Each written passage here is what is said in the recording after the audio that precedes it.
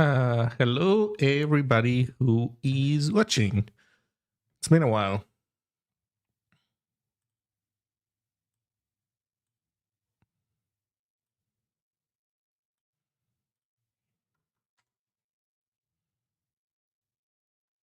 YouTube as well, of course.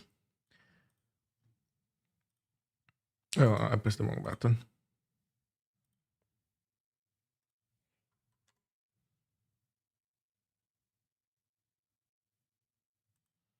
Wait, what?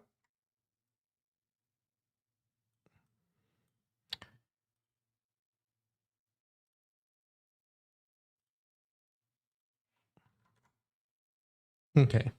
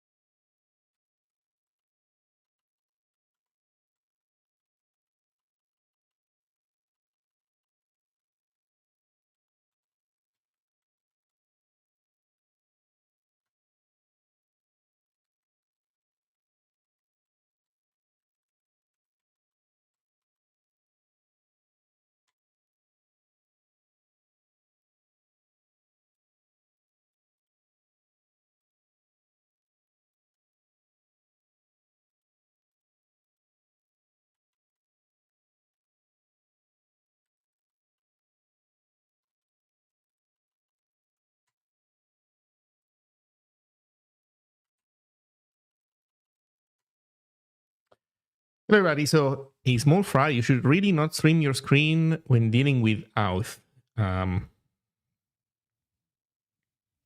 It's okay, don't worry, small fry. I'm a small fry as well. If I ever become as popular as, I don't know, Primagen or something, I'll put more consideration into that. Keep in mind also that authenticating in my stuff, authenticating in my Twitch account, which by the way is not all that worth, isn't even worth all that much, but it also requires you to do let's see what's called one-time password stuff. So I haven't really leaked anything particularly important.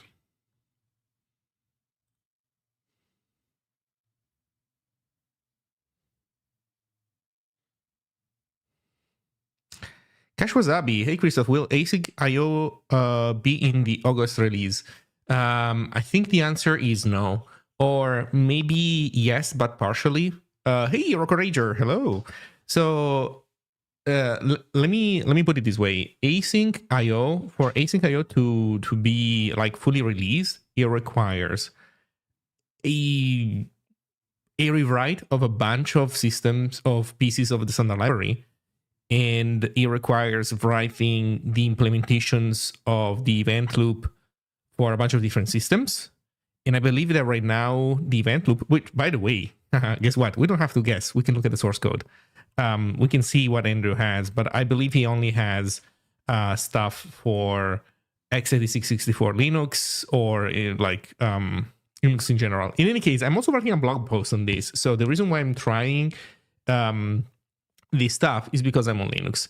By the way, here I have an old build of Borg. I don't have YouTube enabled, sorry. I have YouTube enabled in this Borg, but not in this one. So, by the way, if people might remember that right now, my YouTube integration is broken because well, it's not fully broken, but sometimes it poops itself and it's not entirely clear why.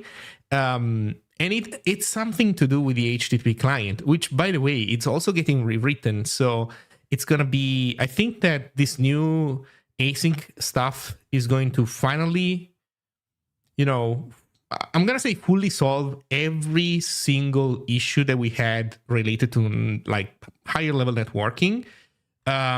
With obviously the caveat that, this stuff needs to be battle tested. There will be, things that you realize only once you start using it. So it's not going to be an instant, perfection.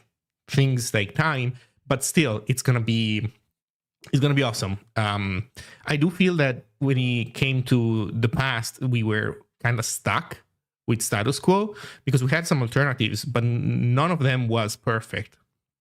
And so I feel now new stuff is going to fully solve everything. Also, I made sure to chat with Andrew and to point out that we need to get KQ right off the bat. We cannot leave KQ as a afterthought because otherwise the design is not going to allow you to do KQ correctly on macOS. KQ is the API on macOS for evented.io.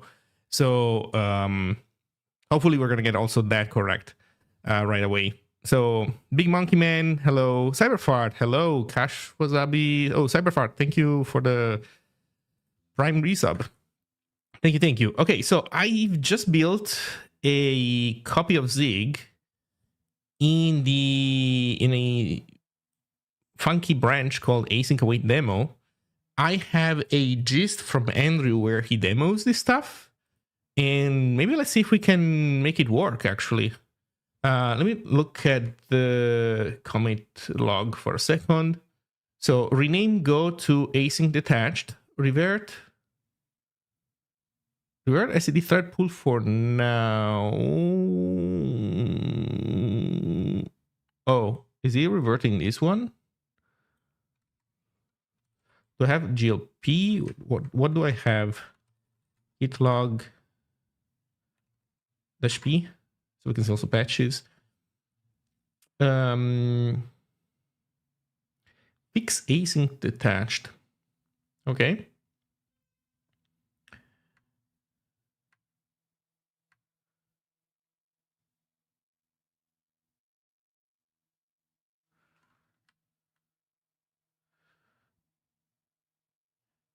Reverse the CD thread pool for now and move the IO implementation into a separate file. Okay, so here's the problem. Right now we have two implementations of the event loop. One is based on threads, so it's just a thread pool that uses blocking APIs, but it can do things in a concurrent manner, while in a parallel manner because everything gets multiplexed on threads. And then there's another implementation that uses green threads, so it uses well, green threads usually get described as userland threads, right? So you create, I don't know, 10 OS threads or like a limited number of OS threads, and then you create a larger number of userland threads, and then you multiplex those. So you basically run a little bit of your userland thread in a system thread, and then you switch to another, that kind of stuff. And that works with a technique called stack swapping. And stack swapping is if you have seen back when I was doing the OS from scratch, you have seen what stack swapping looks like, roughly speaking, because that's what we were implementing in the kernel. In the kernel, we were running the kernel, and then at some point we wanted to jump into executing the user program, and that required us to save the kernel state and then switch to the user program, run it, and then be able to switch back. And that's kernel swapping. Oh, sorry, that's stack swapping. With the difference that in this case, this is all. Previously, it was us being the kernel doing this with regards to a userland program. This is instead not with the kernel. This is done entirely in userland stuff, but it's the same rough roughly speaking, the same concept. And that requires you to write machine code specific to the platform that you're on. So that means that Andrew has an x86 implementation, and I have an ARM machine. So we'll need to see how we can make this work. Let's see. I've just done 17. I start college in September, hopefully studying electrical and computer engineering. I've done a couple of projects using C++ in the past, Arduino, game plugins, a market tracker for a game, and other small stuff. What language would you suggest I learn? Mostly learning for fun, but it would be cool if I can actually use it day to day. Also, what is the best way to learn it? So, Big Monkey Man. I would say that you're in luck because you don't have, there almost are no wrong answers for you at this time. Because if you want to become a professional software engineer, in any case, you will learn more than one language. It is normal to learn more than one language. So while right now you are kind of making a bet on one language that you learn, in any case, it's not going to be like, oh, you choose now and then you're stuck with it for the rest of your life. And, you know, you could have made a better choice, but now it's too late. Now you're fucked. It's not like this. Software engineers learn multiple languages. And actually, I would say make sure that you learn more than one language. And going forward, you will realize that once you've seen enough languages, you've seen most of them. There are some curious languages like Lisp, Prolog, some funky stuff is out there. So there you will probably, well, maybe not almost always, but in the future you will also find languages that will give you a interesting perspective of where writing software. But yeah, you can master more than one language. That said, there certainly are better and worse languages, depending on what you do. But, you know, given whatever thing that you want to do, there will be better and worse languages for that thing or that group of things that you want to do. So I'm obviously biased. I think that Zig is a great language for lower level stuff. Honestly, I would say that C++ is awful.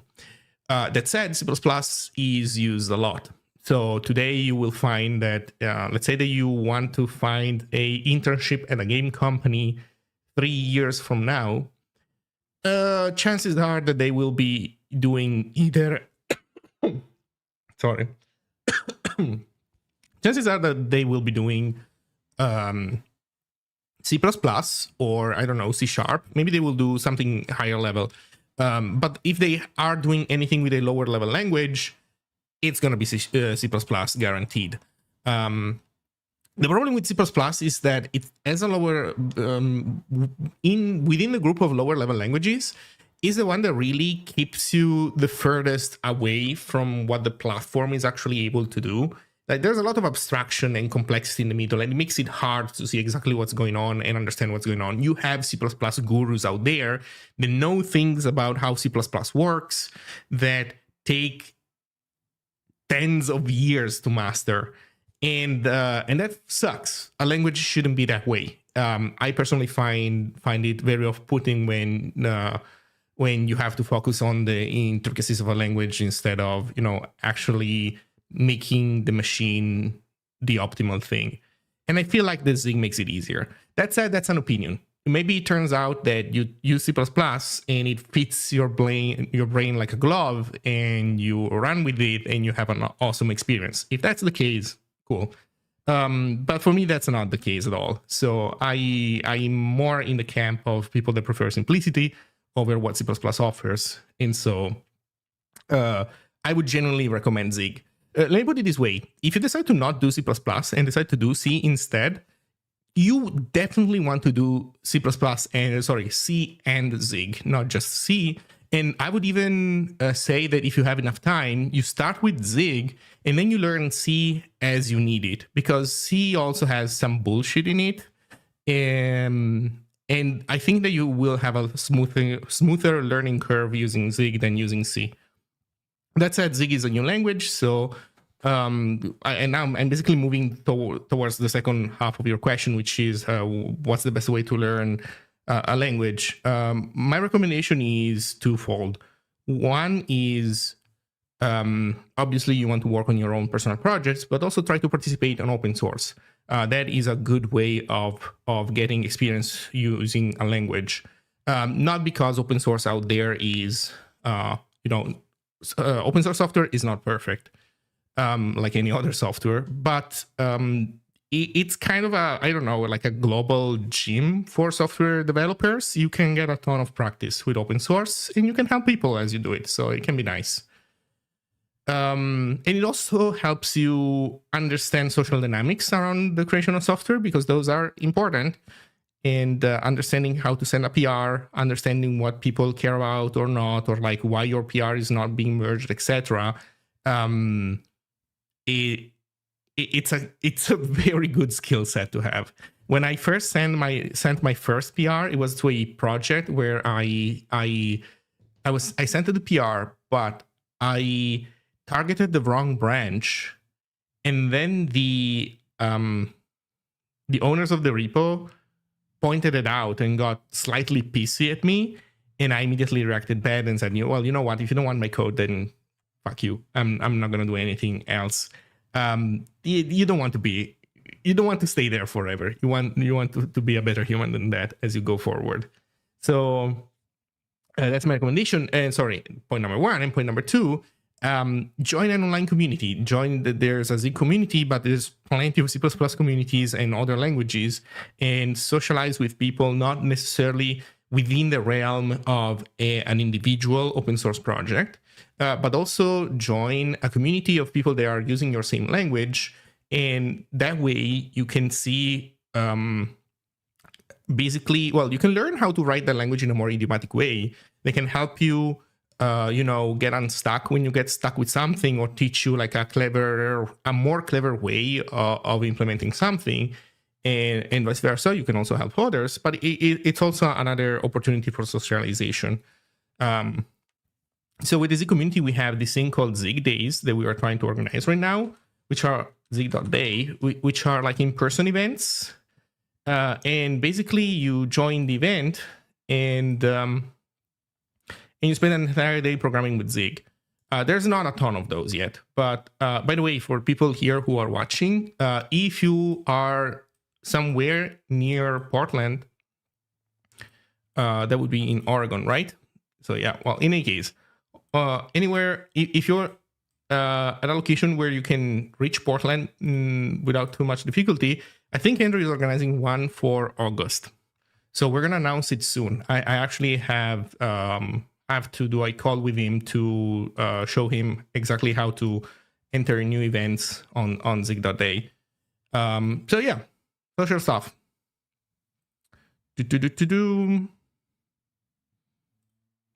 I've learned a dynamically typed language. I use Python for now, statically typed language Go, non-GC language Rust, and I want to learn manual memory management more in depth at some point.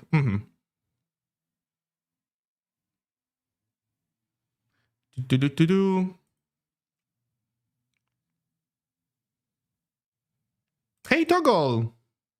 Yes, you haven't seen me in ages. So, by the way, I haven't watched your stream either in ages. I don't even know how often you're streaming, or if you're streaming at all. Sorry. I've been away from Twitch for a while. So I had stuff to do. Then I had to go to this conference.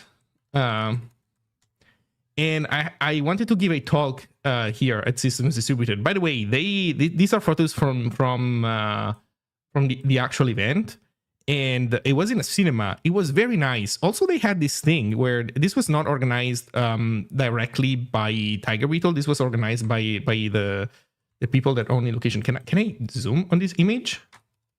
Okay, this was organized by the people that by the cinema people, where they put these lights here. These are like tube lights. They don't even cost that much. They run on wireless power.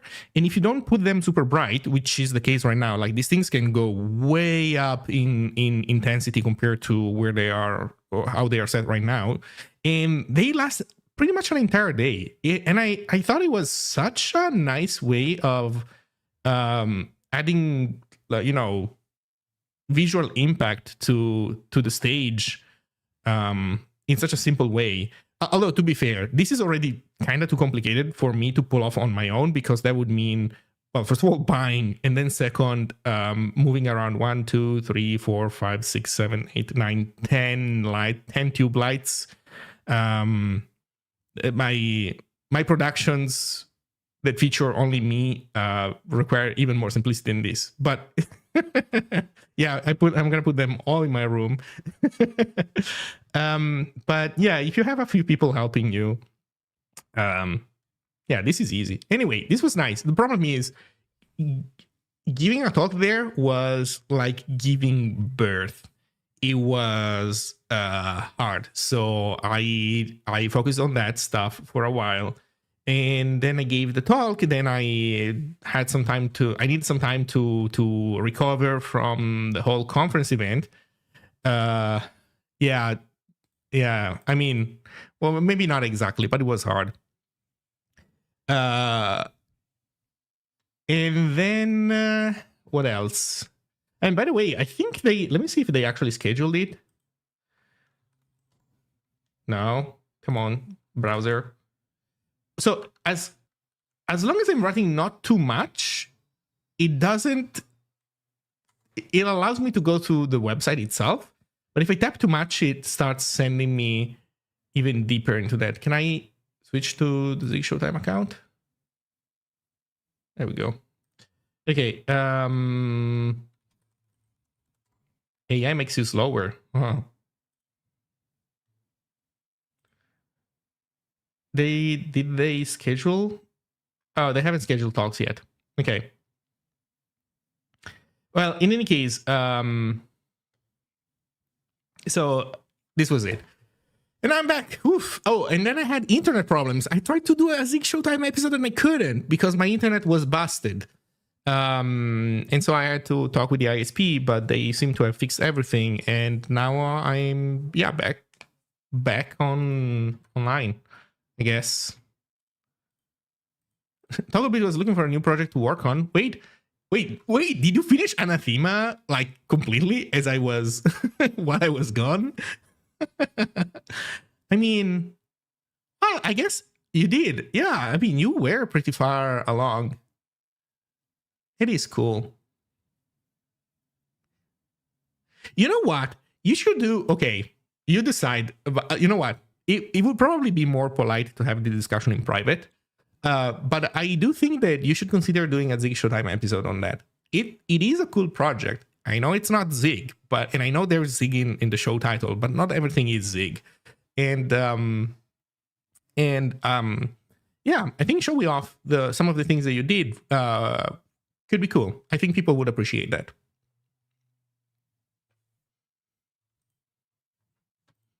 Okay, in any case, I know that people here are oh, let's go. Nice. People are waiting for the async stuff in Zig. So people watching for the async stuff in Zig, I'm gonna try and see if I can run these test code.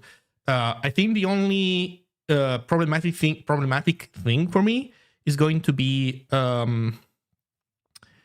being able to run the examples on this specific machine because I'm on a ARM machine, not on a x86 machine. But what's the async story with Zig? Did it drop colorless functions? There was a big change, but no, the colorless nature is staying. Actually, I would have called it colorblind before, but now we got even further. Now async is even easier to integrate with than before.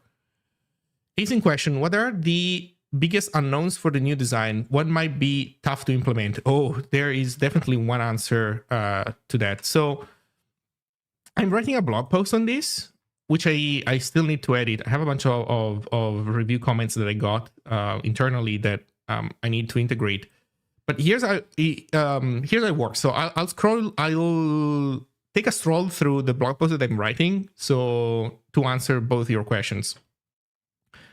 Okay, so there's a new I/O interface. The way it works is that every time you want to do I/O, you have to go through that interface. In kind of like we already do with allocators. So previously, if you had a function that would save data, you would reach into the standard library, grab a handle to the current working directory, and then call create file on it. And the standard library would decide exactly how that works. So create file would, the default implementation in the standard library would reach into the corresponding syscall on your OS. Then you get a file, you write the file, and then you do the same, right? You reach for std out in the standard library, and then you print to standard out. And again, the standard library decides exactly what out.writeAll means. Now the new Zig looks like this. If you want to make a function that wants to do I/O, it needs to accept an I/O parameter. Also, by the way, this should be like this. That's one of the things I need to fix. So it accepts an I/O parameter. And so what you do is you can see that here we're not exactly using a method, quote unquote method, on the I/O interface, but we always pass it in as a parameter, because these functions, it's a stylistic choice whether you want these things to be like we could have done also io.cwd, for example, but it doesn't matter, or io.create file, but it doesn't matter much. What matters is that every I/O operation takes in an I/O parameter. Why? Because what writeAll means depends on the I/O implementation, or rather, this goes through the out.writeAll will be turned into an invocation of the I/O interface. So if you look at the code, my scroll wheel doesn't work well on Linux for some reason. Man, I haven't used Linux in a while, and things immediately started going south. God damn it. Pub const IO, do we have that? We don't have that. Where is IO? This is the old IO, is it?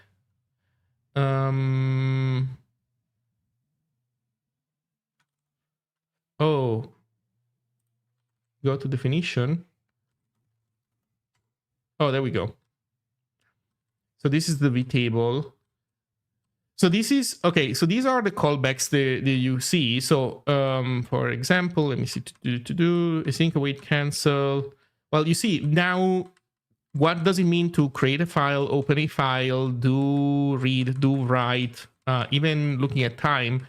Now this all goes through this interface. This is the vtable. So this is the low level interface. There's also a higher level interface down below here somewhere. Here's a future implementation, mutex condition. Let me see, pub function async. So for example, here you can see that this is the io.async function that gets called. So everything goes through the IO interface.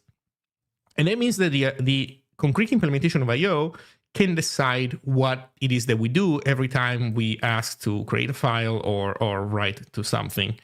What is more interesting is how we do async and await. So previously, async and await were two keywords in the language that were tied tied deeply with stackless coroutines. So stackless coroutines in well, I guess any language, it's this system where the compiler looks at your function definition and turns it into a state machine, turns it into basically a big switch where every stage of the function is a branch in, it's a case into the switch. And what decides what is a stage is basically the presence of suspension points. So a function that, I don't know, does some math and then tries to print. The print is the suspension point because you suspend while waiting for that IO to have completed. Suspension points are not necessarily tied to IO because you can introduce them manually wherever you want. Yield, for example, is a usually what you call suspending the coroutine to give back control to the event loop, but without necessarily any IO connected to that, which is something that sometimes you might want to do. So your function gets broken up, but then the problem is that this is like very viral. So your entire program kind of turns into that because you can only call async functions from other async functions when the runtime model is stackless coroutines, and that's what we had before. Now, the reason why we used to call all async colorblind in Zig is because of this. Let me see if I can bring you a good example. It's because of this. So here's an example where you say, I'm going to call this async function, and then I have the ability to do something, and then I await the function. Notice that normally in other languages, you don't put async in here. Normally, async is a keyword that you use when defining the function. You define the function as async, but in Zig, we don't do that. In Zig, the way it works is that calling an async function without the async keyword means also awaiting it right away, while calling it with async means that we want to obtain a future that then we can await later, allowing us to do some other stuff in the meantime. The trick is that when you were building in non-async mode, the async keyword became a no-op. So you basically would see that a blocking program would call this function immediately right away to completion, and then await basically becomes a no-op. It doesn't do anything. So that way you could basically write one code base that could work both in async mode and in non-async mode. And that's what I described as colorblind async, because it allows you to have one code base that can do both. A single code base that can be compiled in async mode, but also in non-async mode, and it all works. Obviously, since async mode means that there's concurrency going on, and non-async mode means that there is, the concurrency becomes serial execution. That means that if you want your library to work well in async mode, then you need to use the async keyword when it makes sense and properly express concurrency in your computation. Otherwise, if you don't, it's not gonna kill your event loop, because it's not gonna block. It's gonna be like async and then wait immediately, right? So it works, it will suspend, but you yourself will not be able to exploit any parallelism because you haven't expressed any concurrency in your operations. And likewise, if you do express concurrency of your operations, then it will work also in blocking linear mode. But obviously, it only keeps working if your thing doesn't necessarily require you to do things concurrently. So, for example, if you make a program that is both an HTTP server and an HTTP client, and you run it in async mode, that's great because everything gets juggled and everything works. But then if you run it in blocking mode, it won't work. It will basically deadlock because the thing will block waiting for connections, which won't allow it to do any other IO stuff because it's blocked waiting. So you need to be aware of these problems. It's not like a silver bullet, but as long as you understand what you're doing, everything works really well.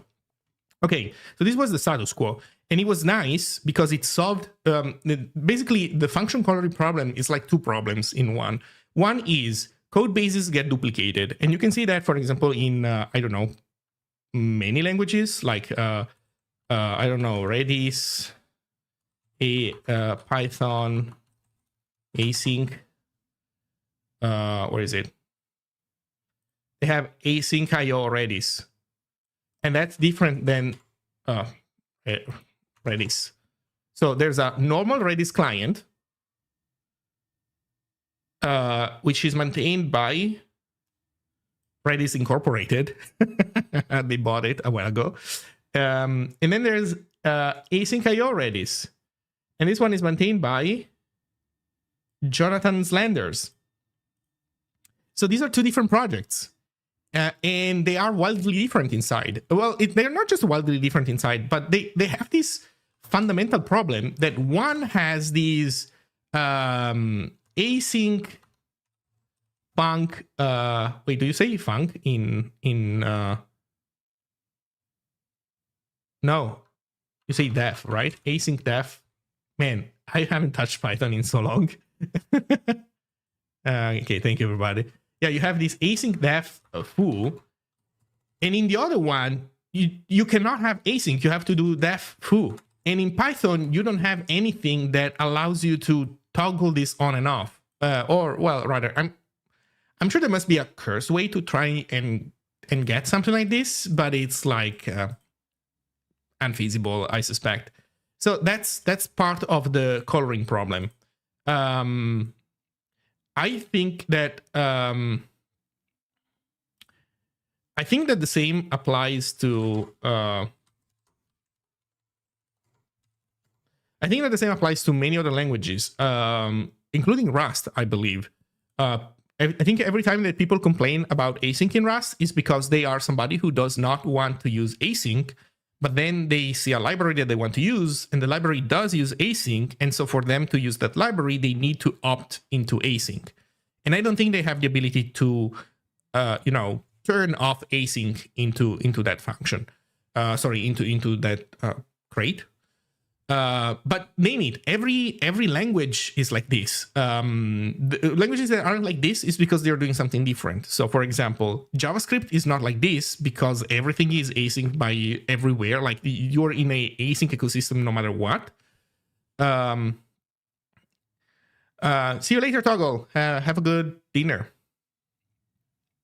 JavaScript is async by default. Then you have Go that uses the Go keyword, so it's not using async await. It doesn't have promises. It only has channels and Go routines. So it's a more restricted subset of what you can do with other languages in some sense. I just got on now. So async functions don't need to be marked as async. The compiler already does this. Yes, that was the case before. It's still somewhat the case, but I guess it's slightly more complicated now. But previously, that's exactly how it worked. You did not use async in the function definition. The compiler would be able to detect if the function was async or not based on the presence of suspension points in its body. I haven't exactly defined what a suspension point is, but in the past those were the suspend and resume keywords.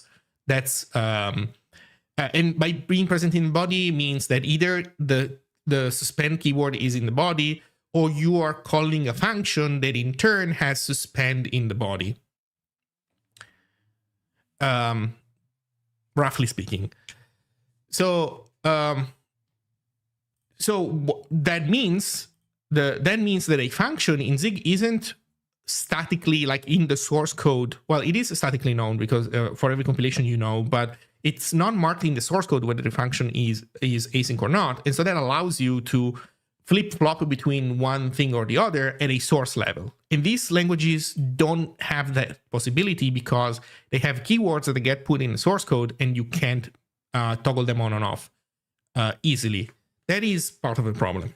So in any case, we don't do async await that way anymore. Now, async and await, I'll show you, they are functions. So there's io.async. And now async is a function. So async is a function that you call from the IO interface. And what io.async means is decided by the IO implementation. So previously, the async keyword in Zig would immediately opt you into stackless coroutines. Now, async does not opt you into stackless coroutines anymore. Now, it's the IO implementation that decides what happens. So if you're using an IO implementation that uses threads, it means that whenever you do io.async, a new thread gets spawned, and that thread runs this function. So async is a thing where you pass in a function and then the arguments to that function. So here we are running. So this example is it's a more complicated version of save data, where the idea is that you want to save your data to two files, save A and save B. And what happens is that you don't care about in which order these files are written.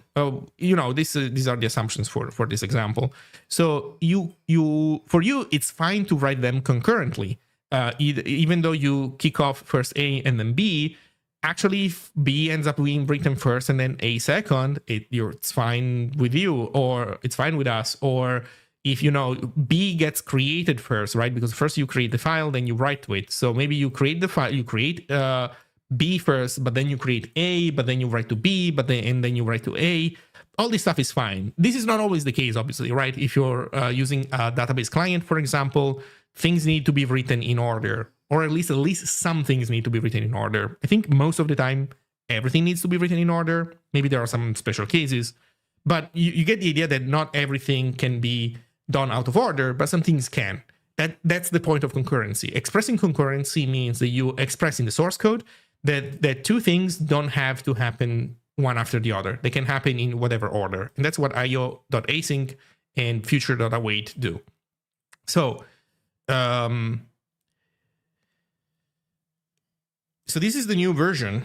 And how does this stuff work? Well, the way this works is that, as I said, if there's a blocking implementation of io, lowercase o, there's a blocking implementation that basically makes io.async kind of a op. So you call io.async, but actually async immediately calls the function that you pass into completion.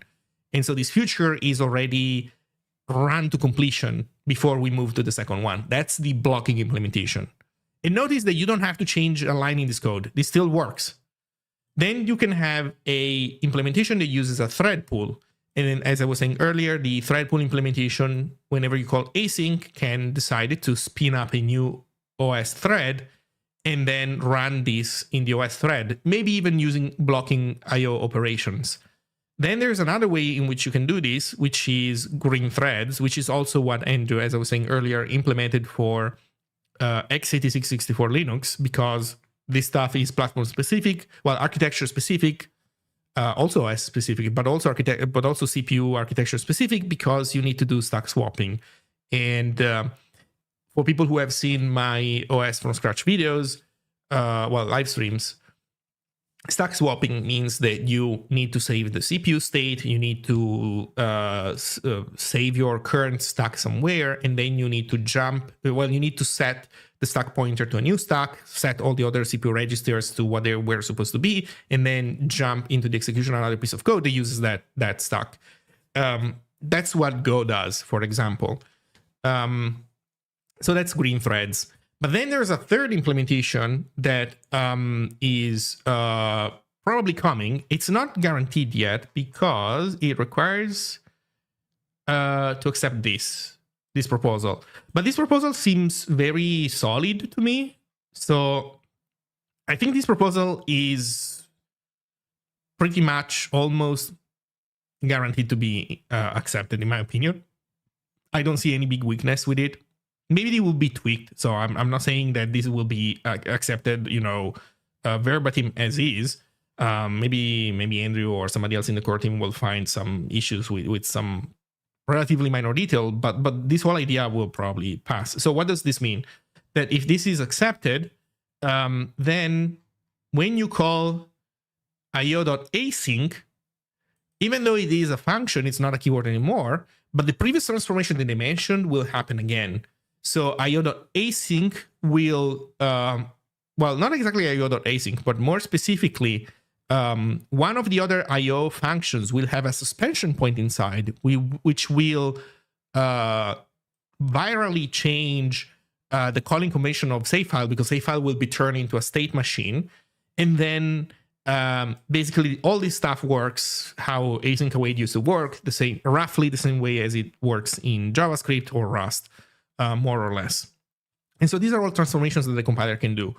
The reason why I think that this is even better than previous colorblind is that before you could turn on and off asynchronicity. Like you could do IO mode, evented IO mode blocking, and so turn async on or off into like op. But your choice was between stackless coroutines and blocking IO. And now you have a lot more space. You can have blocking IO, but with multi-threading.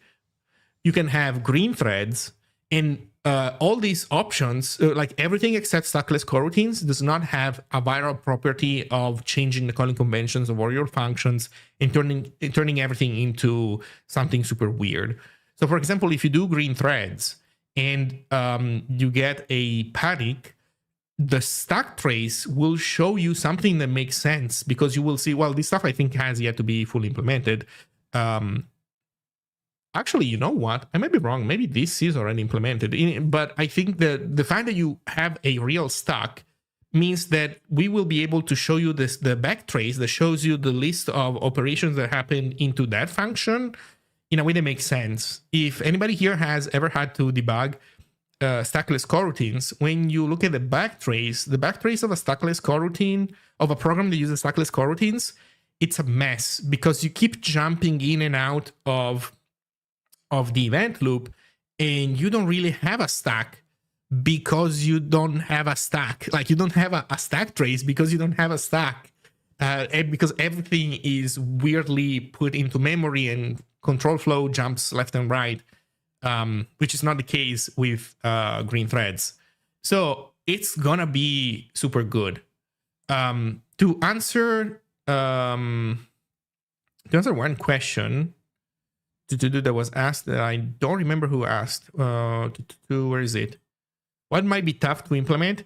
Yeah, this whole system relies super hard on a absolutely non-trivial proposal that was accepted: restricted function pointers. So I'm gonna be brief because I've been yapping for a while now. I'm gonna be quicker with this. Restricted function pointers basically means this. IO is a runtime interface. It has a vtable, there's function pointers, it's runtime polymorphism. That means that normally it is not possible for the language to look past an interface, because the pointer stored in there could be any value, and so, or one of many possible values. Well, actually, normally you don't even know that. You know that it could be pretty much any value. So you can't do complex analysis. It's the opposite of generics, right? Generics is monomorphization, where a thing seems that it can do, like a single function, seems that it can do multiple things depending on the input type, but since that is known at compile time, what those types that you feed to it are going to be, because the compiler can look exactly at calling places. Like every time you get that generic function gets called, you can observe what types get passed in and compile known values. And so even though this function has, in a sense, encodes a variety of possible behaviors, these can be observed perfectly precisely by the compiler, and so it can do more sophisticated analysis. Vtables and runtime polymorphism is the exact opposite. You know that there is a thing that has a function pointer, and when you call a function on that interface, then that function causes the function pointer to be called, but the function pointer could be anything. So you can't make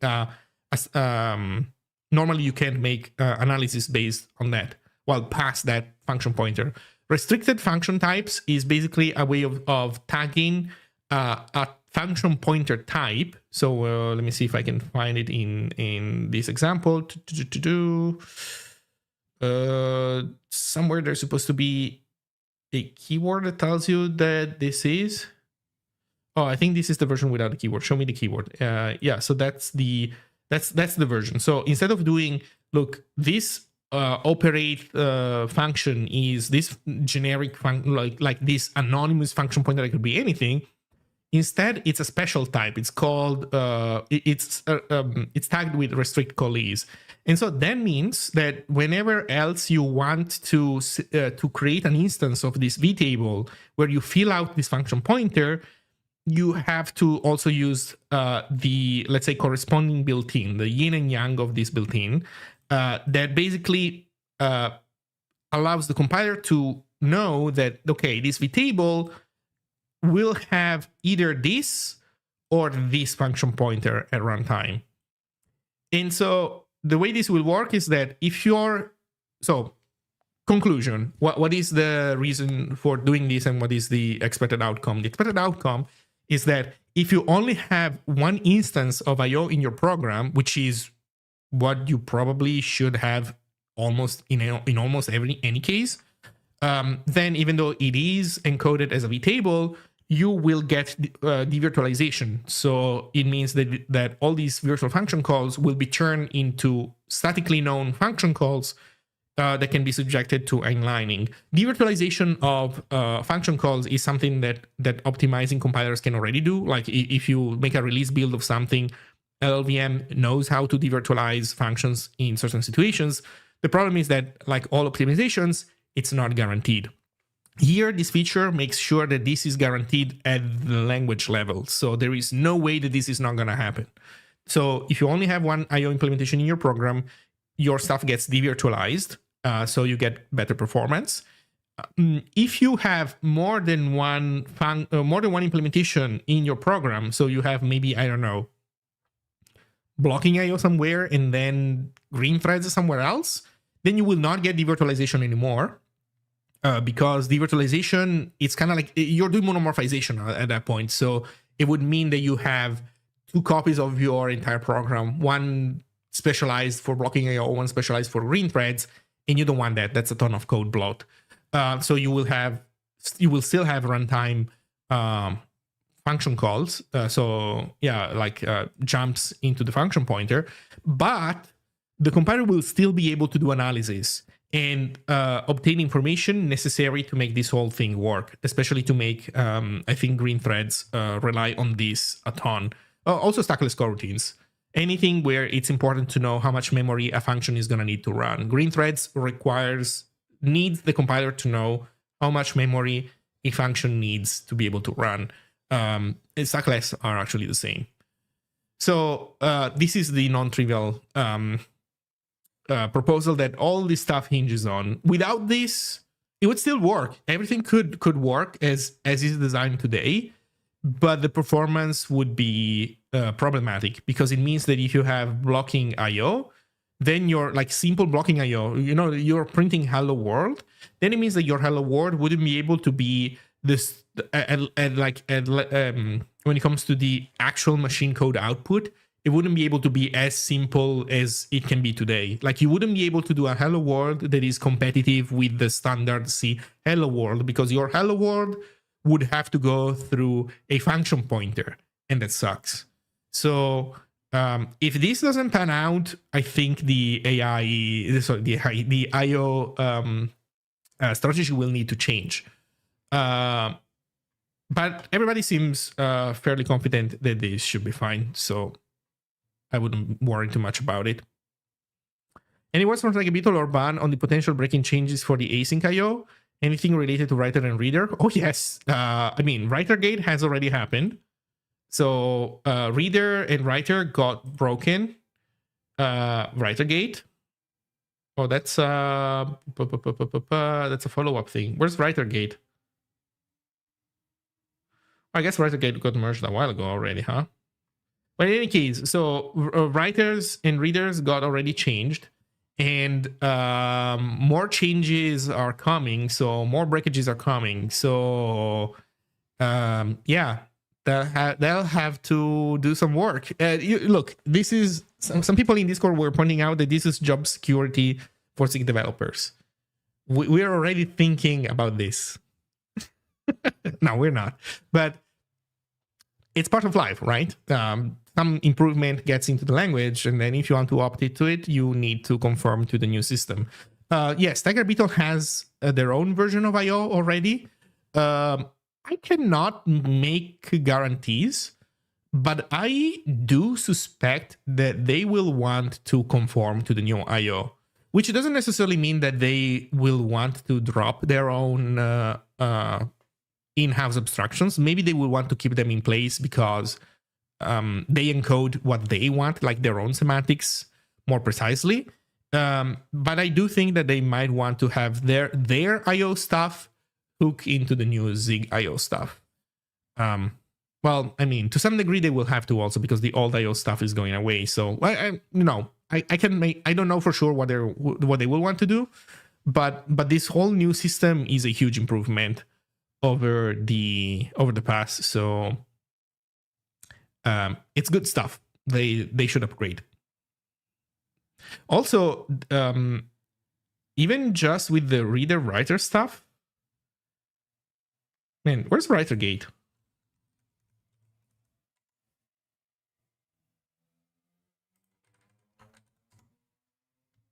like writer gate, this alone already showed like improvements in performance. By the way, I haven't explained everything about the new IO stuff, but there's also even more interesting stuff coming to the new IO system for performance than before. This is all good stuff that I think that also Ban would benefit from. Actually, Ban maybe even more than Tiger Beetle. So we'll see. Do you plan to work on macOS fuzzer branch in the near future? I like to use it. I'm getting to the point in frustration where I slowly start hacking on it. Oh man, not in the near future. I know that it's almost working, right? I have some. Actually, I think that I made some improvements with MLag that I don't think he merged into master yet.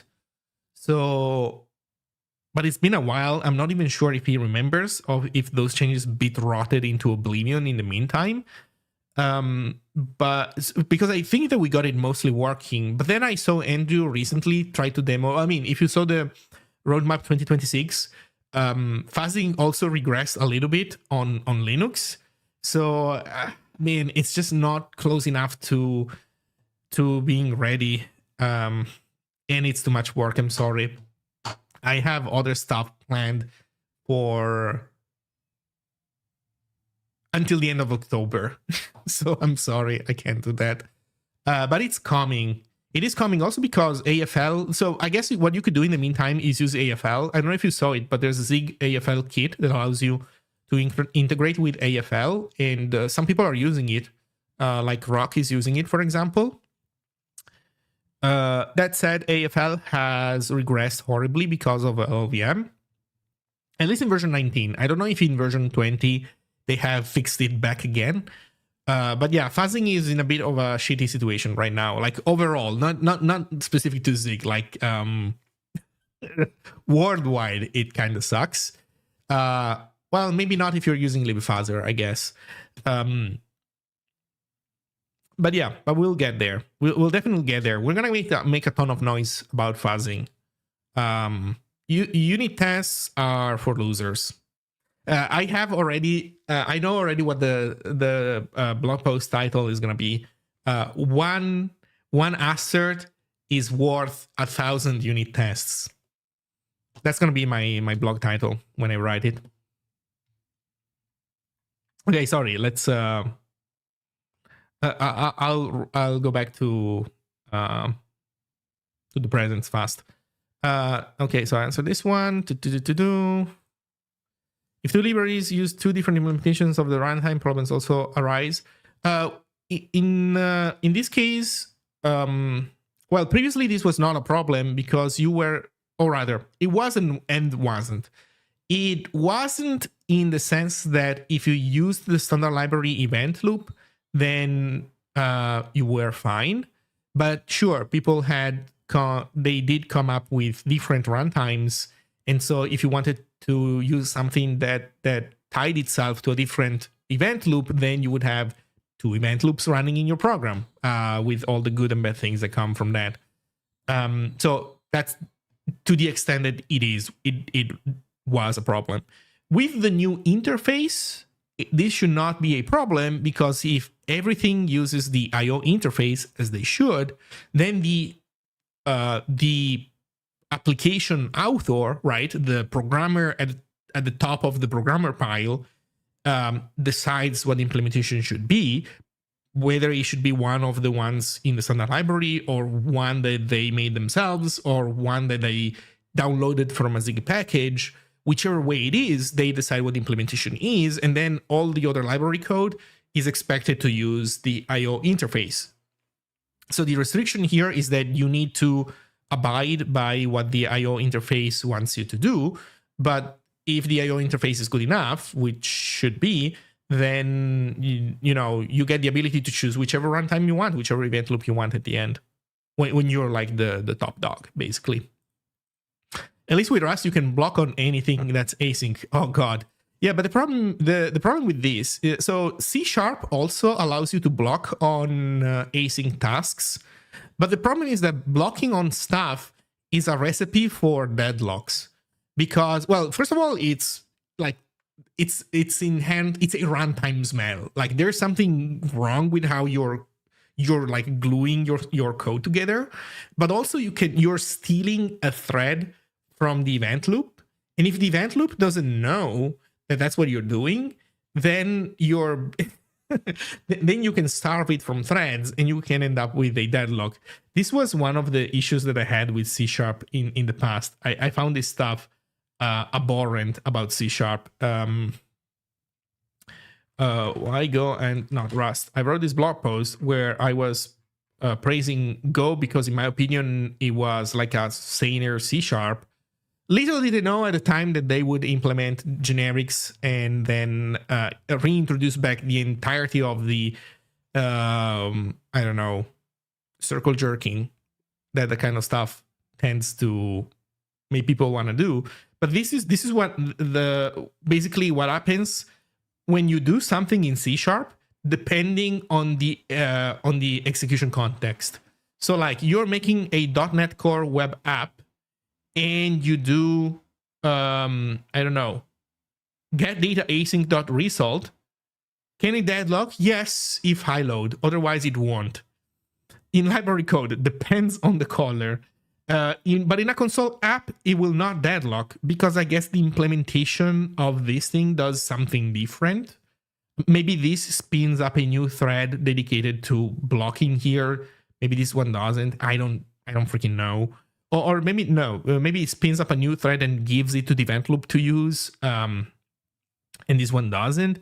It's a mess. It's a complete mess. So I don't recommend using it. I don't recommend doing this kind of stuff in your program. To do with the new Async I/O implementation, Zig might be the best language to add native code to JS. I don't think it's important. Because when you're, you know what, I might be wrong because I haven't done this work myself, but my interpretation is that the way I understand this stuff is that when you have like a virtual machine or like higher level stuff, and then you're writing a lower level layer, then what you're really worrying about at that level is you versus syscalls. So having this type of stuff available to you makes it easier for you to use syscalls like IO URING. But it is true regardless of JS. So I see the point that you say, well, JS is always evented, and then if you want to integrate, then you can now, it seems that there's less impedance mismatch, right, between the two worlds. I don't know, maybe that might hold true, but I think what is more critical is how Zig code relates to stuff like IO URING, which could be done before. Case in point, Tiger Beetle uses IO URING pretty much everywhere, as far as I understand. Oh, they also contributed IO URING bindings to the Zig standard library, but they never used the async await keywords in Zig. They always did it the good old-fashioned way of using callbacks, like the founding fathers did, or something like that. Hey, proper bug. Let's see. The AO param on the save file function, that example code block lacks the type. Oh, yeah, maybe I need to fix my code sample. So let's see. I'm excited to try this out. I built the async demo branch myself. I assume it will still be quite a while for it to arrive on master. Correct. Yeah, it will take a while. It will not be on 0.15. In 0.15, it will probably take longer. Probably 0.16, but I'm not the one that has to do all the work, so I'm not gonna make promise in place of other people.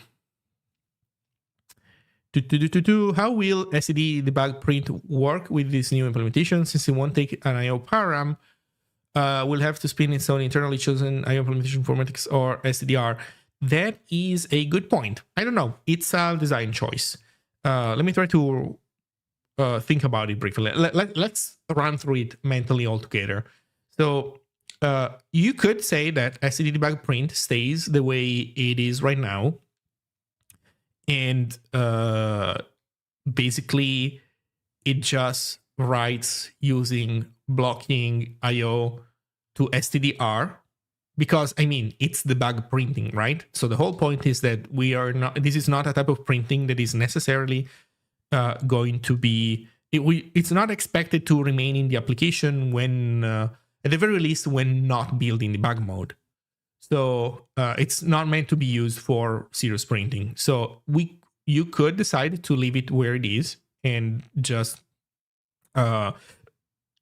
use STDR.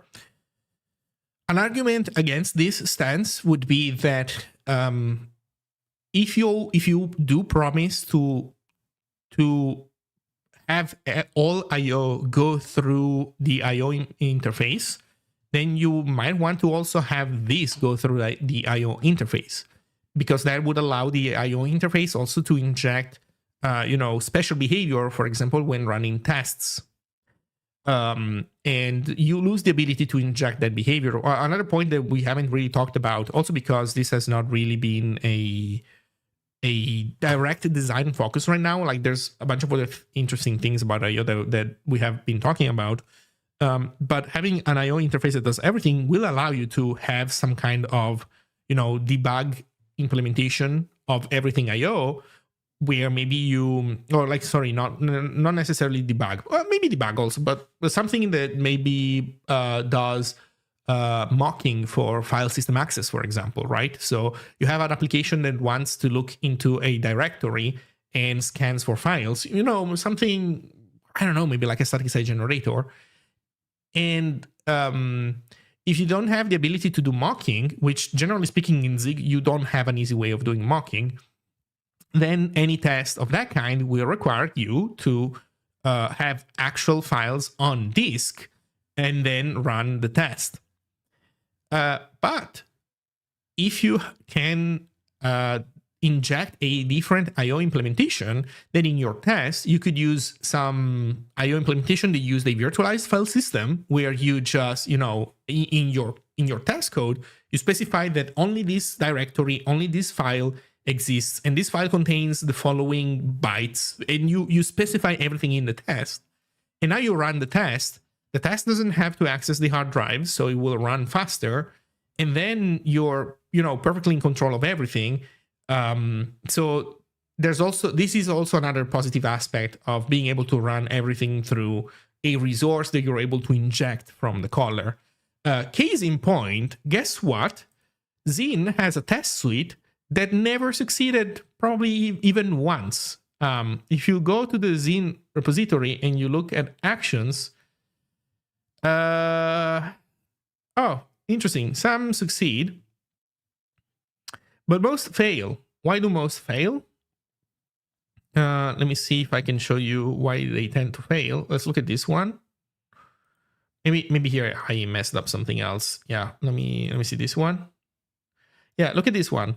This one has Ubuntu and macOS succeed, but Windows fails. And the reason why Windows fails is because it's not going to be immediately obvious, sorry, from the output. I just know this because I've seen this error in the past. I know that this is an issue, but basically what happens is that we discover certain files in a different order, and so the error messages that we expect to receive are slightly out of order, and that causes the test to fail.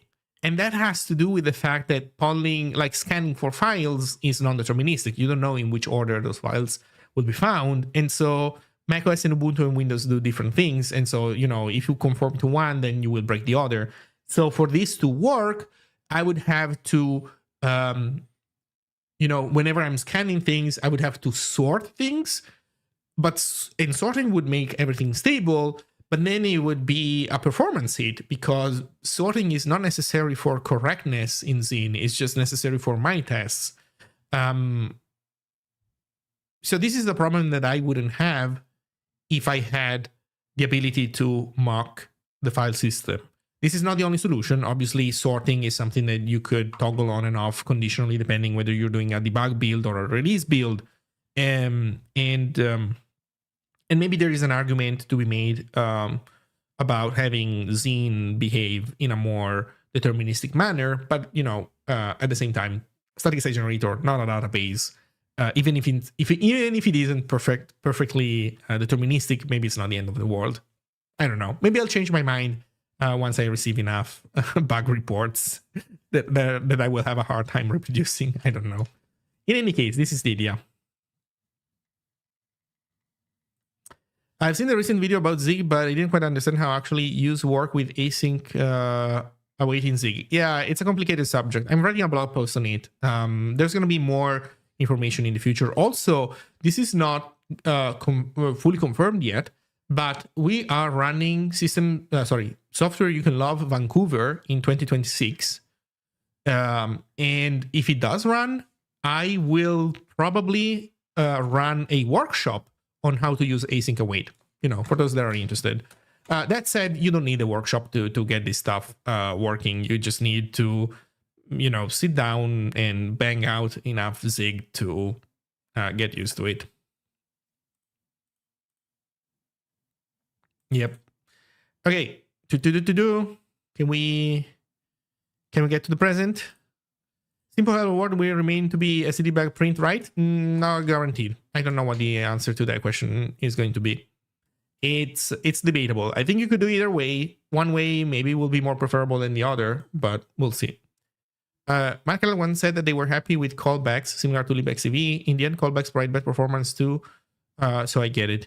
Yeah, but right now their options are, callbacks or nothing. They don't have the ability to do anything other than callbacks. Once these other execution models become a thing, they will have the option of doing callbacks, stackless coroutines, or green threads. They will most probably not want stackless coroutines, I suspect. I might be wrong, but I suspect they might not want stackless coroutines. But maybe they will be partial to green threads. Maybe green threads will provide them with better performance than callbacks potentially, and maintain the characteristics that I like about Tiger Beetle. Maybe not. Honestly, I genuinely do not know. I just think it's a possibility, but they will have to be the ones to do the evaluation and decide what they want. Yo, Befredo. Oh, thank you for the tier 1. Good afternoon. I was just wondering if Zig folks will be interested in external contributors, or Andrew will plow through and put salt in it. I would say that contributions are not unwelcome, but some aspects of how fuzzing works is a little bit funky. So if you know what's going on, and you just, restore functionality that is supposed to be there, I think that is going to be a totally welcome PR. Any work will be interfering with this. Yes, the IO work will interfere with this at not at a super deep level, but at the level of the web interface. That stuff will have to change. But the core stuff so the problem is that also some of this thing requires you to go through the linker and know what's going on. I don't know if that is your specialty and you know perfectly well how this stuff is implemented, like how all the different program counters get collected in each compilation unit and how everything gets linked together at the end, etc., then oh my god, yeah, sure, that would be welcome. Also, how to load and correctly symbols from debug symbols in macOS, surely that would be welcome. But if you're not super familiar with this stuff and you need like help, I think that right now it's not going to be a good time because Andrew doesn't have any bandwidth. The focus is on somewhere else, and at some point when the focus moves back on this, Andrew will plow through everything. So I don't know. If you're super interested, go for it. Otherwise, you can sit back and wait for a bit more, and it's gone. It will come. It will come to you.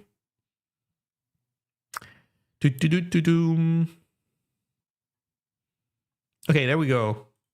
Oh no, deprecated.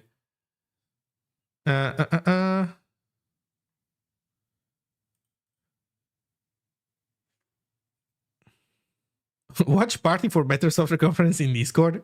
Wait, is this stuff live streamed? Wait, is it on right now? Hey Matt.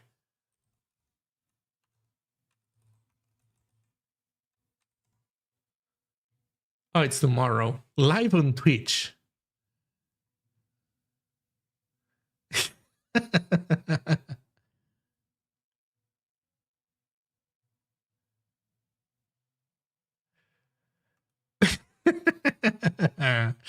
Oh man, maybe. Oh man. Okay. Man, I've probably messing with AO stuff, async stuff. Haven't even tried yet. So okay, let's try. Clear. We have Zig that has this stuff. Touch. War software conf. Well, I mean, if you buy into, if you take better software conf at face value, then pretty much every other conference is worse software conf compared to them. If instead you're hoping for an explicitly conference dedicated to worse software, I don't know when is the next Microsoft conference. Dub.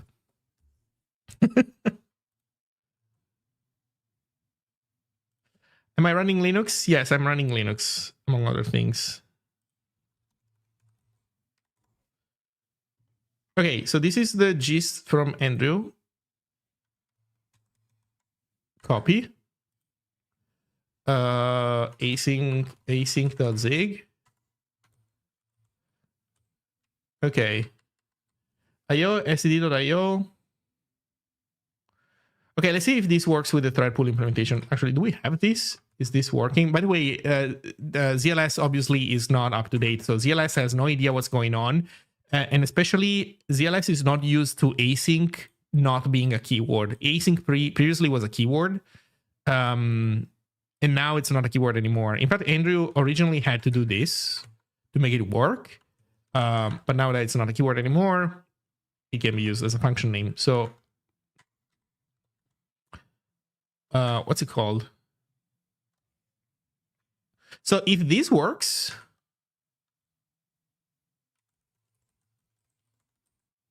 oh, it does. Oh, delightful. So I won't be able to run this program also on my computer. Let's see. So debug allocator, okay.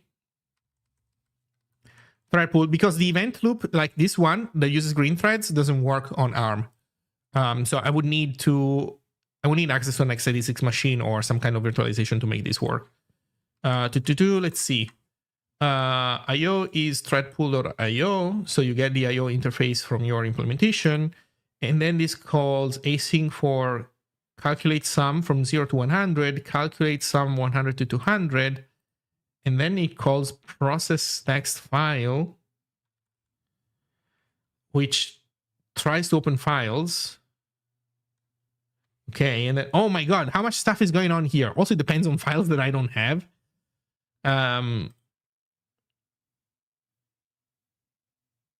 Okay, let me try this. So async await planned to be in the 0.16 release. No, because let me put it this way. It is not planned. It's probably not going to be in 0.15. So that means that it's probably going to be in 0.16, but it is currently, there was no discussion yet about blocking 0.16 on merging all the new IO interface changes.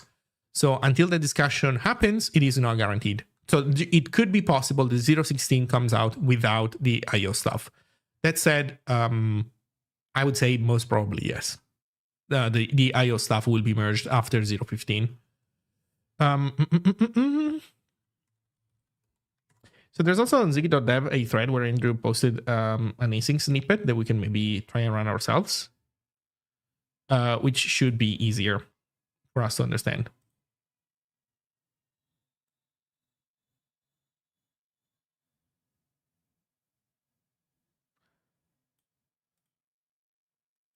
Oh, this one uses the event loop though. Okay, we'll need to see if this works also on in the other version.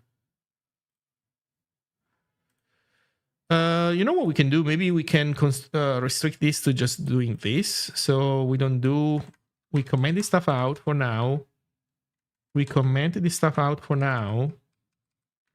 We do the total sum. We don't do this. And we don't do this. Okay, so here's what we have. We have two invocations of calculate sum. Calculate sum, how does it work? Takes your start number, goes from start to end, and then returns sum. Okay, so this is not super exciting. This is just doing sums without even sleeping. So this one does the other off. Okay, let's see if this works as is right now.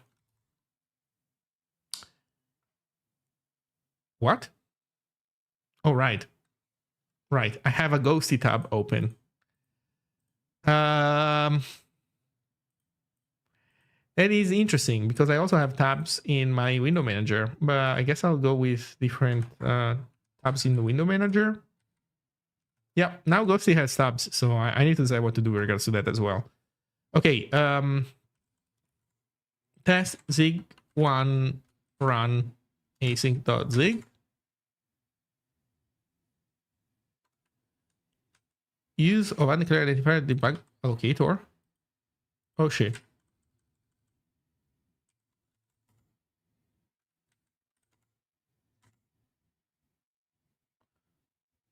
Okay, so this worked. Let's start to make it more complex. So let's see if we can sleep.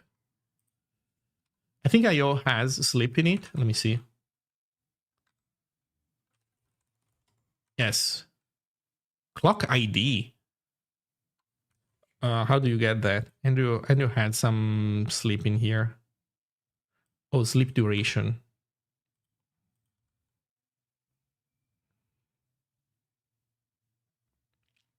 Yeah, he had it also. This. Okay. Okay, so we can do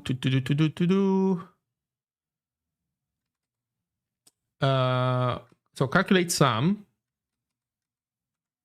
We can do, well, now calculate sum, I guess, needs to have access to IO.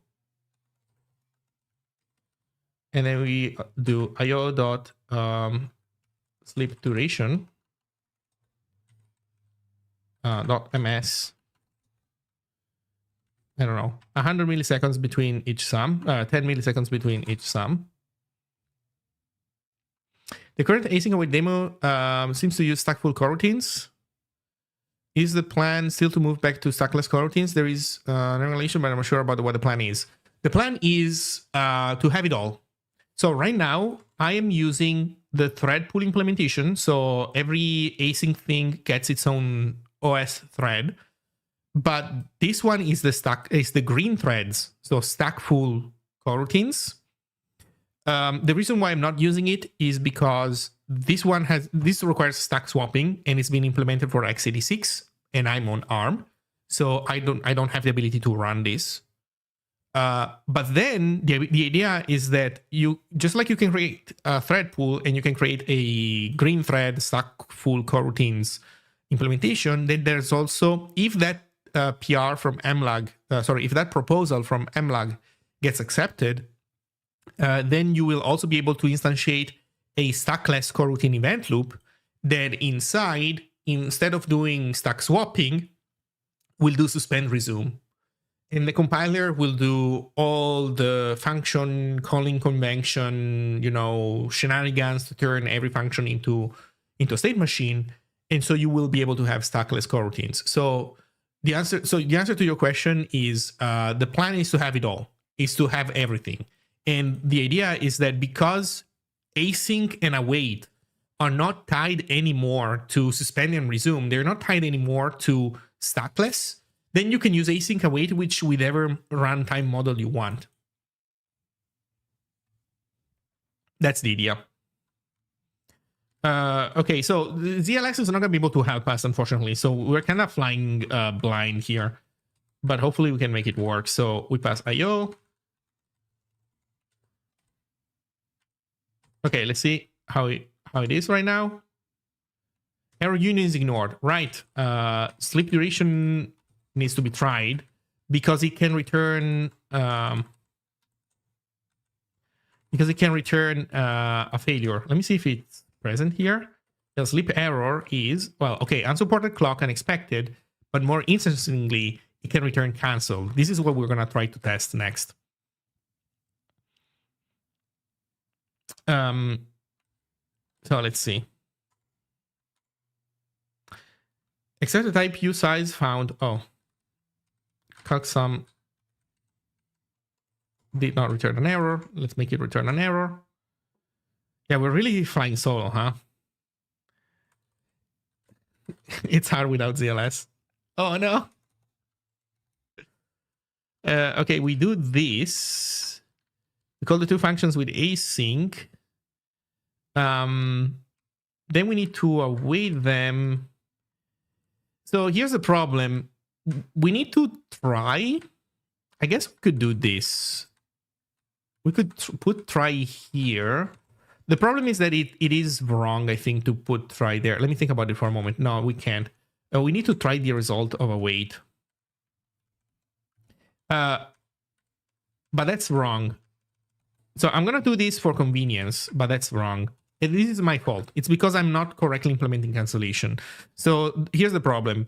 Now that since these functions now can return an error, when you obtain the result, you need to unwrap it from any potential error. And the reason why doing this as I'm doing it is wrong is because if this try trips, like if the first await trips the try, then you return immediately and you don't await the second coroutine. And every coroutine, like every future, needs to be either awaited or cancelled. So the way it works is that you want to do this. The first half dot cancel IO catch nothing. And here the same with second half. Okay, so now this is correct because even if this try trips, God damn it, my scroll wheel doesn't work. So even if this try trips, then we don't await the second thing, but we do make sure to cancel it. Okay, let's see how it works now. Incompatible types, usize and void.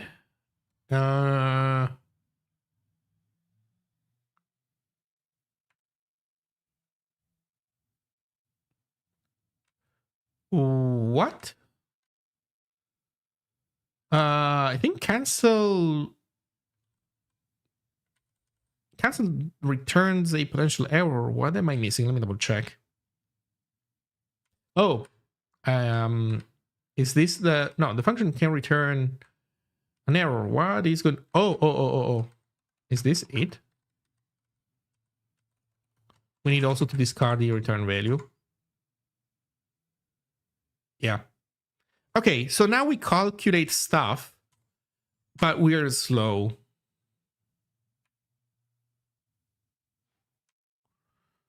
When will the async drop?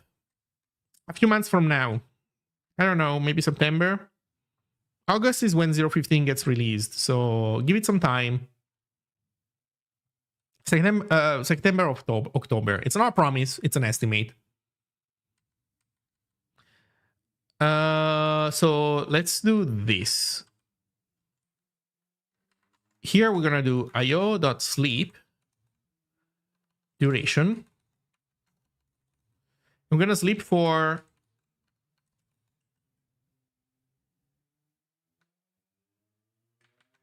100 milliseconds. And then we cancel first half and we see what happens.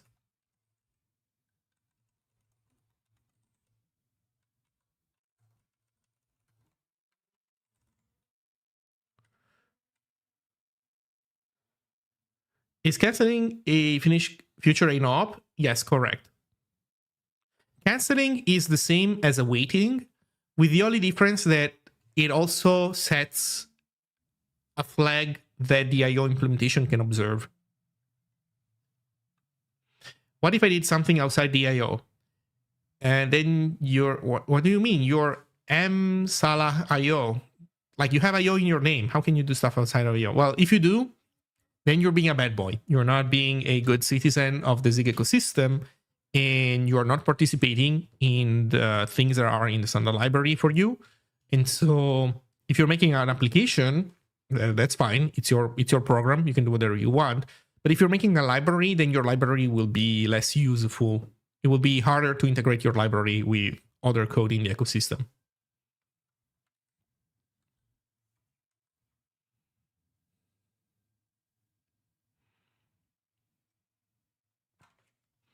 What am I missing?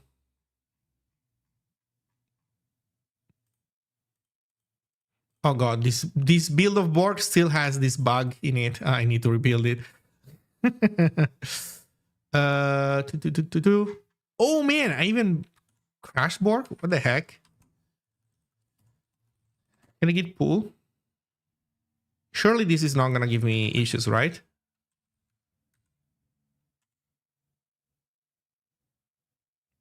We are recompiling Borg live. No way this goes wrong, right? Let's see, what was PJZ saying? What was the discussion? I just realized how massive the IO stack is going to be, as if I understood correctly, we'll have everything you need from async await to files, readers, writers, mutexes, RV logs, channels, network stuff, processing, else time. Yeah, so other people already gave you probably roughly the same answer that I will give you. So from a, I don't know, like functionality perspective, yes. The IO interface will be in charge of a ton of things. From a actual machine code size, no. The IO interface is going to be kind of small because it has a B table. So, how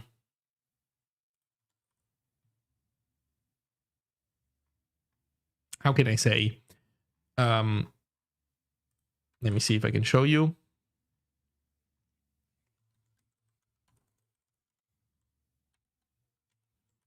So the actual IO interface will contain 2 pointers. One is going to be a pointer to concrete implementation specific context, which is basically going to be the memory where the in concrete implementation does all the bookkeeping for, depending on how it works, and then the V table. So whenever you're passing an IO interface somewhere, you're passing around 2 pointers worth of data, not more than that. But the V table itself, sure. This is going to be a chunky boy. This is going to, this already contains a bunch of function pointers, and it's planned for it to contain more than that. Give me a second. I'll be right back.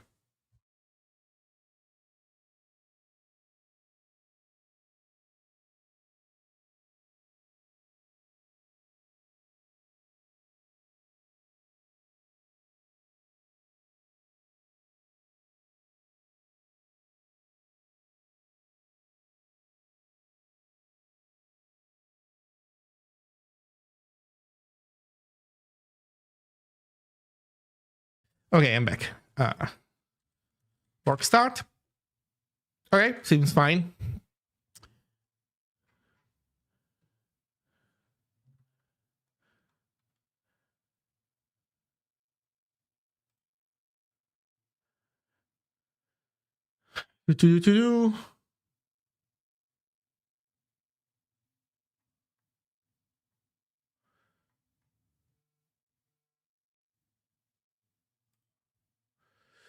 Is there something like Tokyo in Zig doing all the implementation for the interface? I mean, there's the standard library.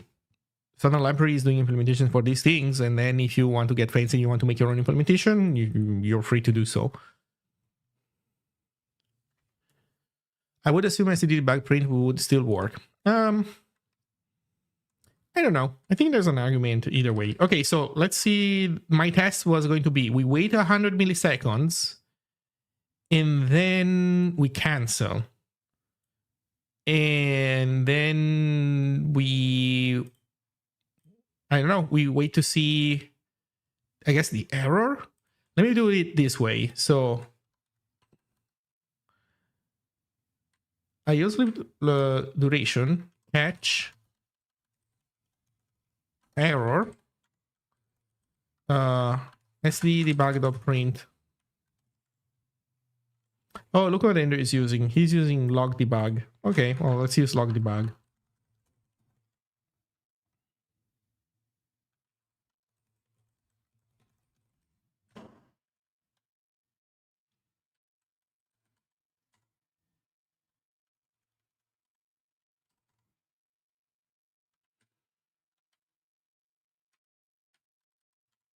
Okay, let's see what happens now. Error union is ignored. Oh, man, it's so painful to fly solo without the LSP. Right, this needs to be tried.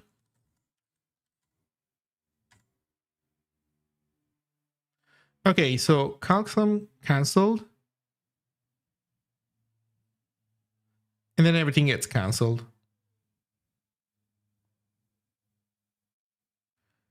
Interesting. I think the way it works is like this. Right, so we cancel the first one. We cancel the first one here. And then the second one gets canceled because we are returning, right? These strips. And so as we are returning, we are also canceling the second one. So we are correctly cleaning that up.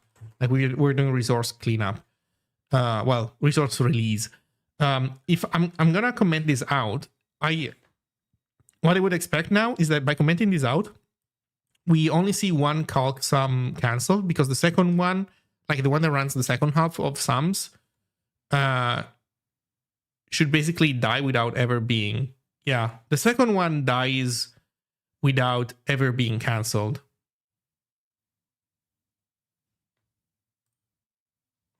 So that's nice. So basically, by having proper resource cleanup, we can genuinely, you know, we were able to correctly cancel this whole thing faster, like sooner. Would SCD.io also be appropriate for Win32 message loop plus WND proc programs? I don't know. Maybe. Probably. I don't have experience with that stuff, unfortunately. Or fortunately, I don't have experience with that stuff, so I can help you. This is nice. This is really nice. So let me show you how to make this fail to compile. Instead of using the thread pool implementation, we use the event loop implementation that, as I was saying, is this guy is for x86 only, and I think this is gonna fail to compile. Yep, unimplemented architecture, unfortunately, inside event loop. Is this a Zig branch we can try out? It is indeed, yes. It's this branch here. Async await demo. Keep in mind, this is like super preview. The reason why Andrew pushed this branch out, well, I don't know the full reasons, but one reason is because I'm writing a blog post on async await, and I needed to be able to use it to, you know, write stuff that makes sense. Okay, what else can we try? So honestly, I'm already happy with what I'm seeing here. This is already nice. So we cannot run this stuff. Can we do dash dash target equals x86?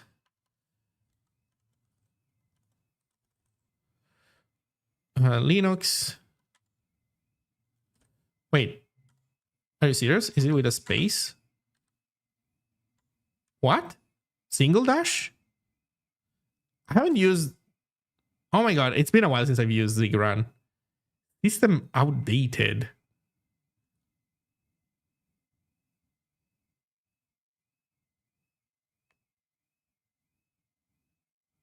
How's your book going? Not far since where I left it last.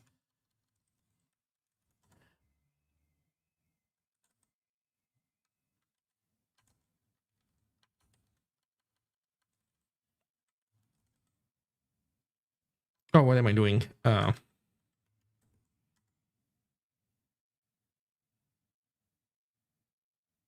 Why am I able to run x86-64 stuff And why is IO Uring complaining?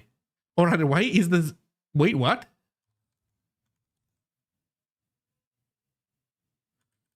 I don't have file?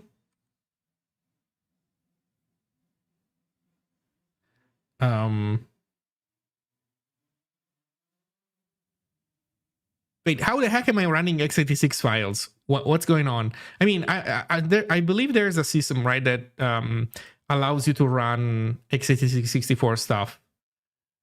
And that's probably what I'm using. But also I'm using the standard library code no sys. Oh. So basically whatever virtualization system I'm using doesn't allow you to do IO Uring. It doesn't expose you IO Uring, and so this fails. It is interesting, but wait, are you saying that I can... How am I running x86-64 stuff? I wonder, I wish there was something easy that would explain that to me.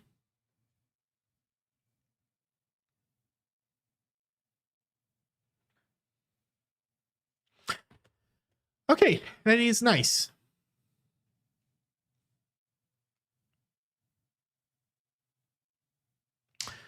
So, I don't know. Does anybody have questions? Anything that you want to try? Keep in mind that there's the more interesting async stuff, like having async interact with the HTTP client server and stuff. It's not ready yet. Do you think IO will gain await all?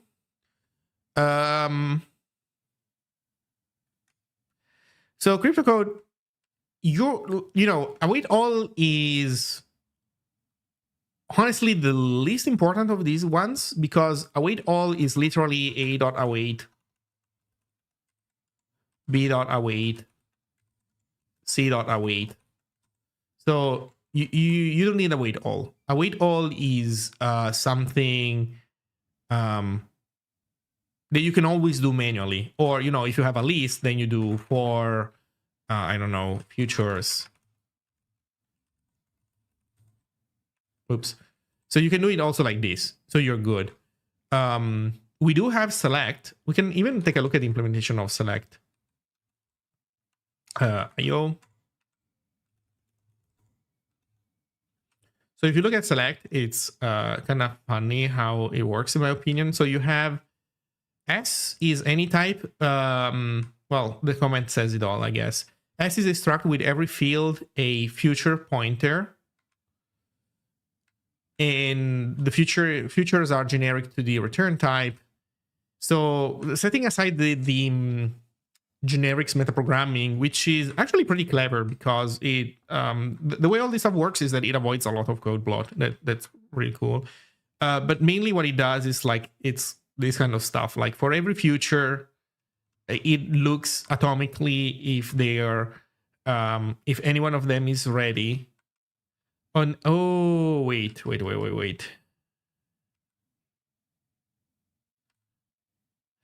No, okay, this makes an array of those things. That makes sense, sorry. And then calls the actual select in the vtable. So we need to go into, for example, thread, I guess, right?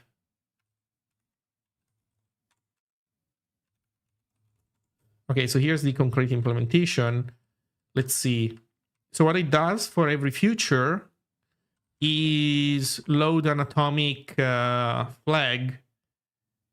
And then if it finds it, then I guess success. Let me see. Clean up future, clean up closure, blah, blah, blah, blah, blah.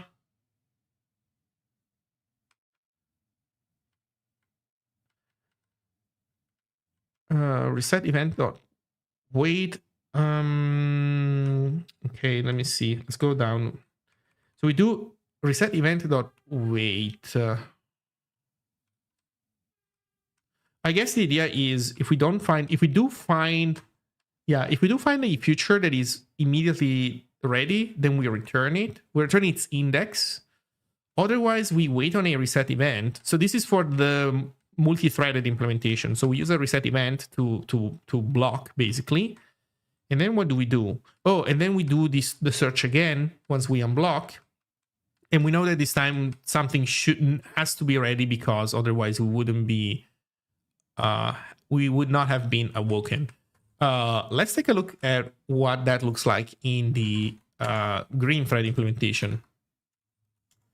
Green thread implementation, let's see, optimization to avoid the yield below. So I guess it's the same concept. We look eagerly for stuff, for features that are already done. And as soon as we find one, that's the one that we return. By the way, people were asking at Systems Distributed to Andrew, is select going to be fair like the one in Go? Because Go has this concept that select has a fairness built in, right? And the answer is, well, it depends on what your implementation of select wants to do. So like user code implements select, it's not in the language, so you can have it behave whichever way you want. So for example, this one is not trying to be fair at all. So this one, as soon as it sees something, or like one of the features that are ready, that's what it picks. And the order in which it looks at these features is the order in which you define them. So the one up top is the one that gets precedence. So in any case, if it doesn't find any, then it yields to the event loop. Oh, that's nice. That makes sense. So it yields to the event loop. And as it does, it says, I'm yielding to the event loop, waiting on this. I'm a green thread blocking on any of these features. I'm a select waiting on any of the features. And so I guess that means that the event loop will know to resume execution of this green thread only once one of these features is ready, not before. So this means that we will probably see a hash map, I think, like a hash map of features. And for every future, waiters, people like other futures, well, other green threads waiting on that future. So we'll see. I mean, there's probably different ways of organizing this stuff, but we'll see something like that. And so I guess we return to here once at least one feature is ready, and then we do the usual stuff, I guess, where we figure out. Oh, this is interesting. We search again for a feature to be ready. We're not being told by the event loop in any way. I guess we could be told, but I guess it depends on how the event loop is implemented. But the event loop, I mean, has to see a feature become ready to be able to unblock us, I think. I don't know. Anyway, and then, yeah, we basically return that feature. Let's take a look at the event loop implementation and see where register select is used. Okay, so pending task can be pending on nothing. So I guess that's when you just yield. Can be, or I don't know. Then reschedule. It's waiting to be rescheduled. Recycle. So I guess it's a green thread that is done. It's a kind of results, I guess, like in your use. Register a waiter. So it's awaiting another thing. It says it's stuck in a select. Mutex condition. Okay. Let's see other references to register select. What happens? Previous fiber. Assert previous fiber queue next null. Okay. For futures, any future. Oh, it sets for those futures the awaiter to us.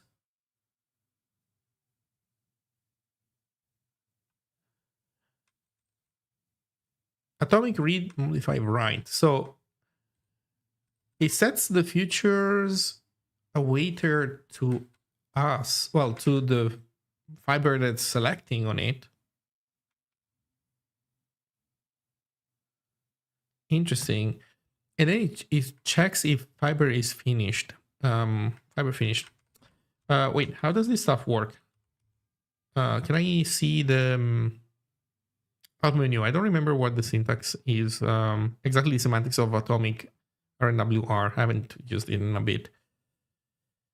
What is it? Is it wait, this and then the diagnostic? No, this is all go to. Wait, how do I see the flavor text of things? I forgot.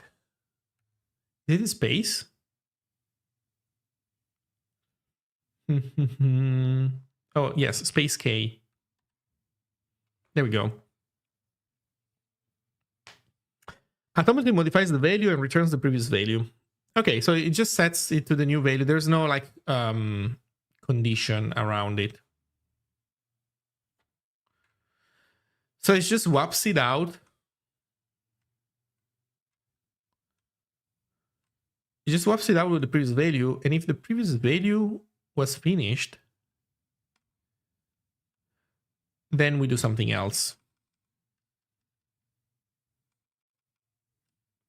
Okay, well, I don't understand all the mechanics fully 100%, but I get the general gist. So the answer is that no, the event loop does not have a hash map, but it has some form of, roughly speaking, linked list of pointers to fibers, which is what this code calls green threads.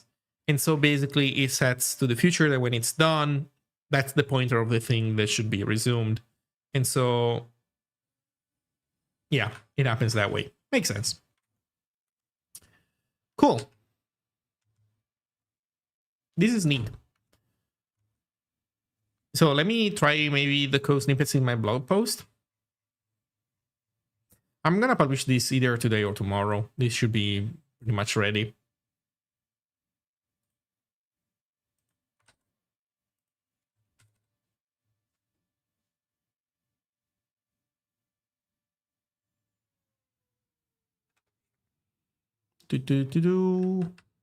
What's happening?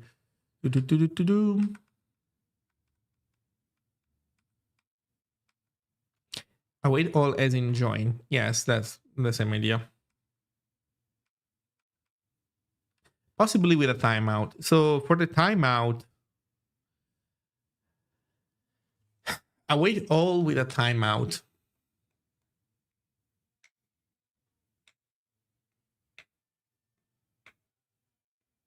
I think that await all with a timeout usually does not happen.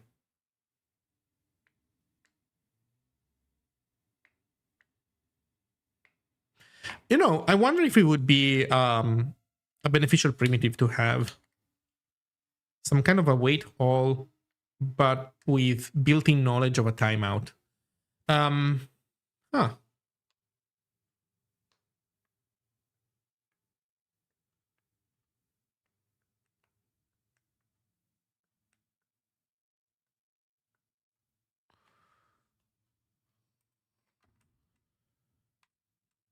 Wait, what was the message? Any chance for integrating Borg with a private IRC channel? I don't like the idea of being forced to give Jeff Bezos my phone number just to ask silly questions.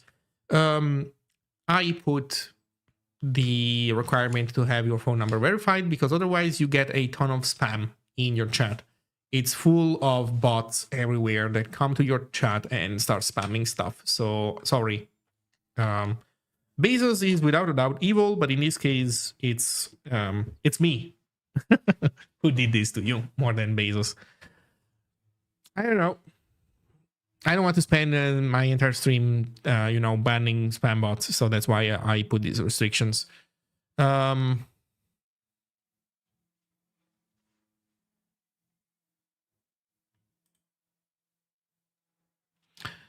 was I trying to do?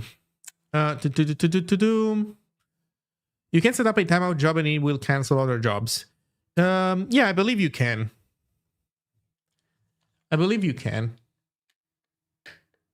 But in general, from a ergonomics perspective, I think these are open questions of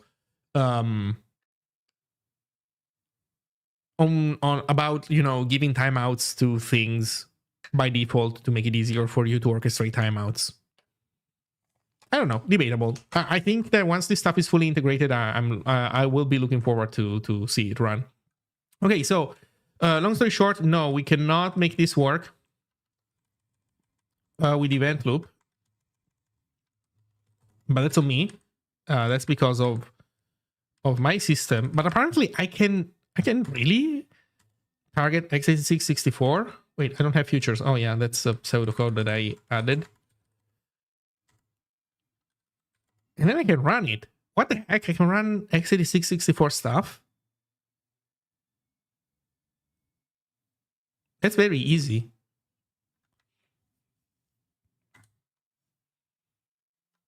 Sorry, out of curiosity, am I passing like an argument that doesn't get recognized? No, it does get recognized. So I'm generally running. Wait, what am I doing? I'm dumb. No, actually, no. This is a correct test. It's the VM emulating x86.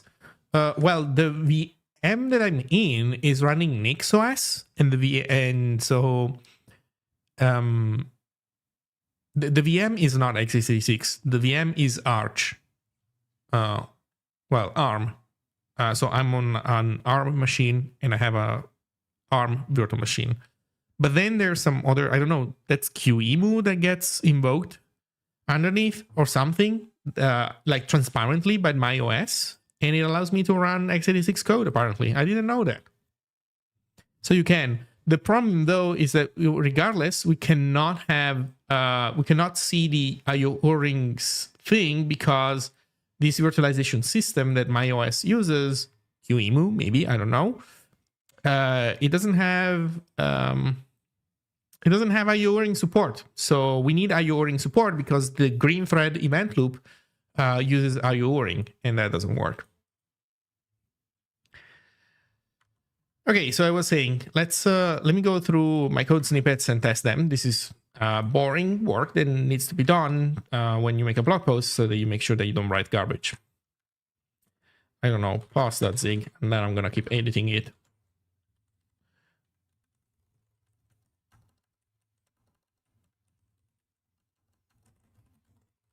Well, for example, problem number 1, we didn't import std. Now we do.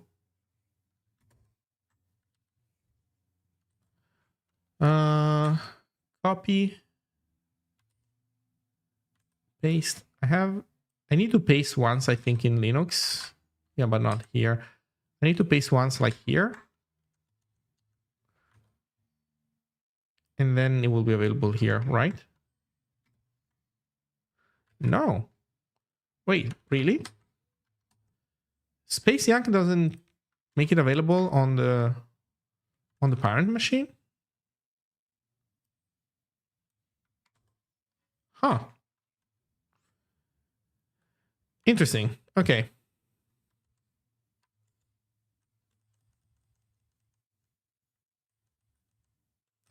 Parallels can run x86 stuff on Macs.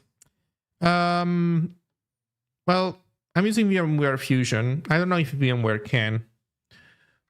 Maybe I could do the work to get quote unquote native x86 system on my ARM machine, but for now it's fine. Actually, I just meant if you could connect a private IRC server to Borg. Well, I mean, the reason why you're asking this is because you don't like to do the phone thing, and I was saying I'm the one who set up the phone thing. The point is that would require me to create some kind of private IRC server, which I don't want to do. I'm sorry, I don't like IRC. So for now, it is what it is. If you don't hate Discord, you can join Discord and chat there. Maybe not during the streams, but in general, you can interact with other people there.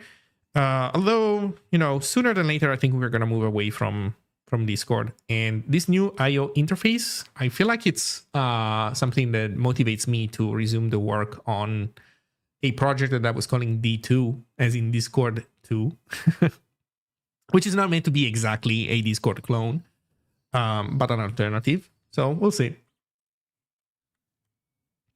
No, I do have copy-paste in and out the virtual machine. It's just that it's sometimes a little bit janky. And I think that something changed in this stuff. And I'm getting jankier behavior lately. Like I'm having jankier mouse scrolling. Well, I mean, the rest seems mostly fine, but the copy paste is not perfect.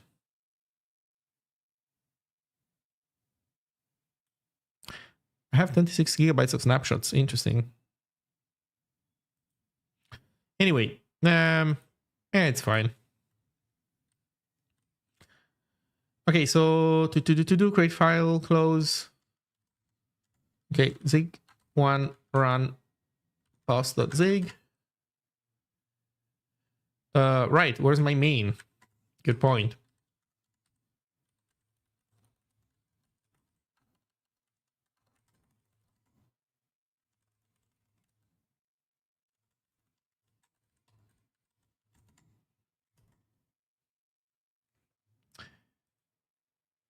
You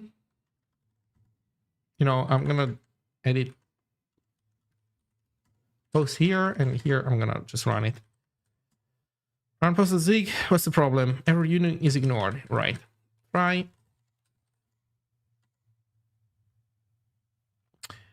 Oh, right. Oh shit. There's no get std out. Wait, where do I get std out now? I can't.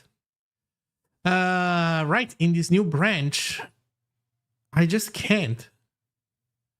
File.std out. Well, you know what the problem is? This is old Zig, so it's my fault. I should make this work with was that writer gate? No, I don't think so.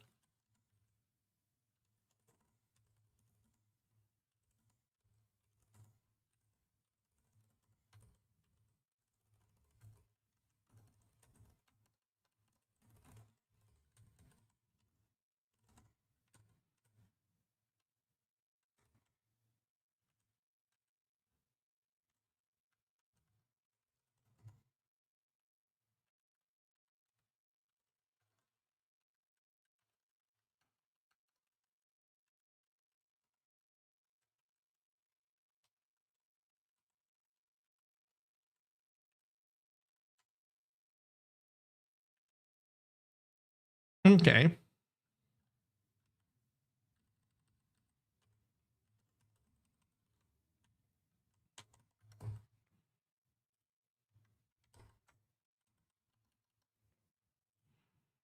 Okay, so this was old Zig. This is new Zig. So this we need to try with new stuff.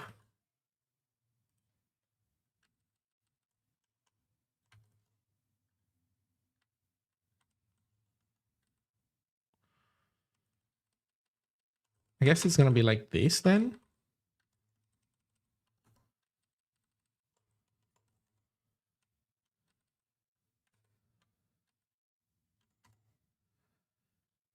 Expected elements found one.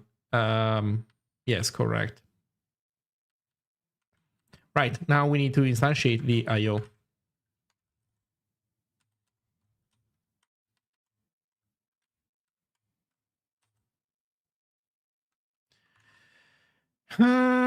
Should we show how we define the IO implementation?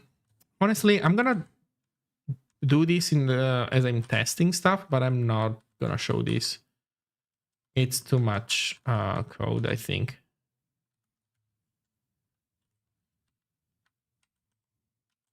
And you know what? We're gonna use SMP allocator just because it's faster to instantiate for no other reason. Okay, let's see. Right, IO is the first argument.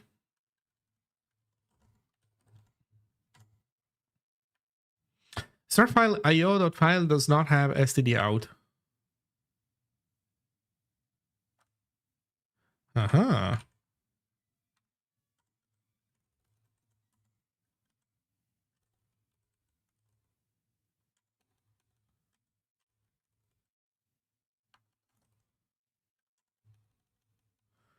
Uh-oh.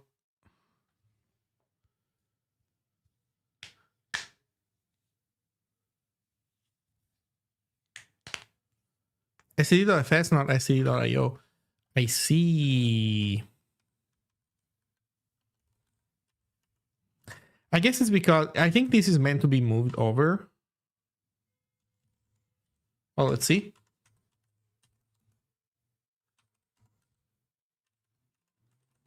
Yep, there we go. Okay.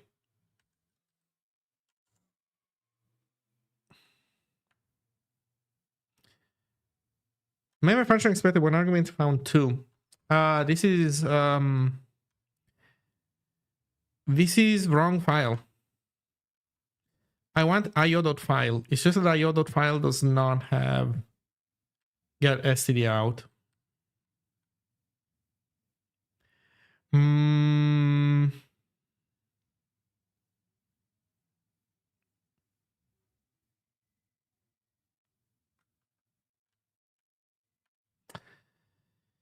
Yeah, I think this has to be io.file, and for now, I think this is what it's supposed to be going forward.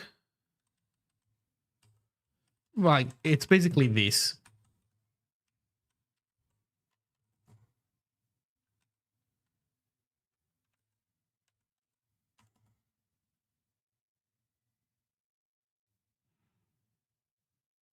Member function expected one argument found 2.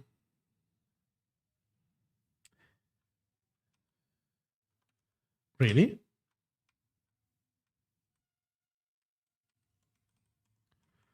Well, no. Right all wants io to wait, what's going on here? Oh, I didn't save this. That's what's going on. Yeah, there we go. Now it works. So this is not there. I need to write this to Andrew. I'm gonna make a note of this.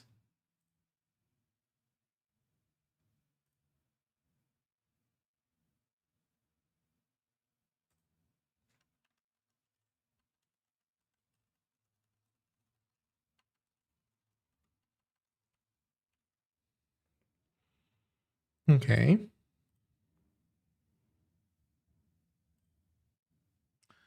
Then, by the way, let's see if anybody on YouTube is writing something. Sorry, YouTube. This board doesn't see YouTube. Let's see. Big fan of your videos. Thank you. I want to know when Zig will be ready for web development with SED, lib, HTTP, HTTPS. I don't have a concrete answer yet, but we are actually getting closer to that. Because with the new IO stuff, once that's implemented, the HTTP server implementation is not battle tested. It's not fuzzed. It's not even fuzz tested. And until it gets fuzz tested, it's a bit dangerous to expose that kind of stuff to the internet. So I wouldn't call it ready. But we will be getting there at that point. Like, we will be closer to that. So let me put it this way. If you have something that isn't critical, if you're not using that to, serve something, like if you're not doing something that has that involves money or people's private data, then maybe you could try it. Like, for example, you have a personal website, you have a machine that you only use for your personal website, then it would be, it's a $5 a month machine, that kind of stuff. And you feel, you're not too, risk averse, then maybe you could deploy a Zig HTTP server on the internet and see how that goes.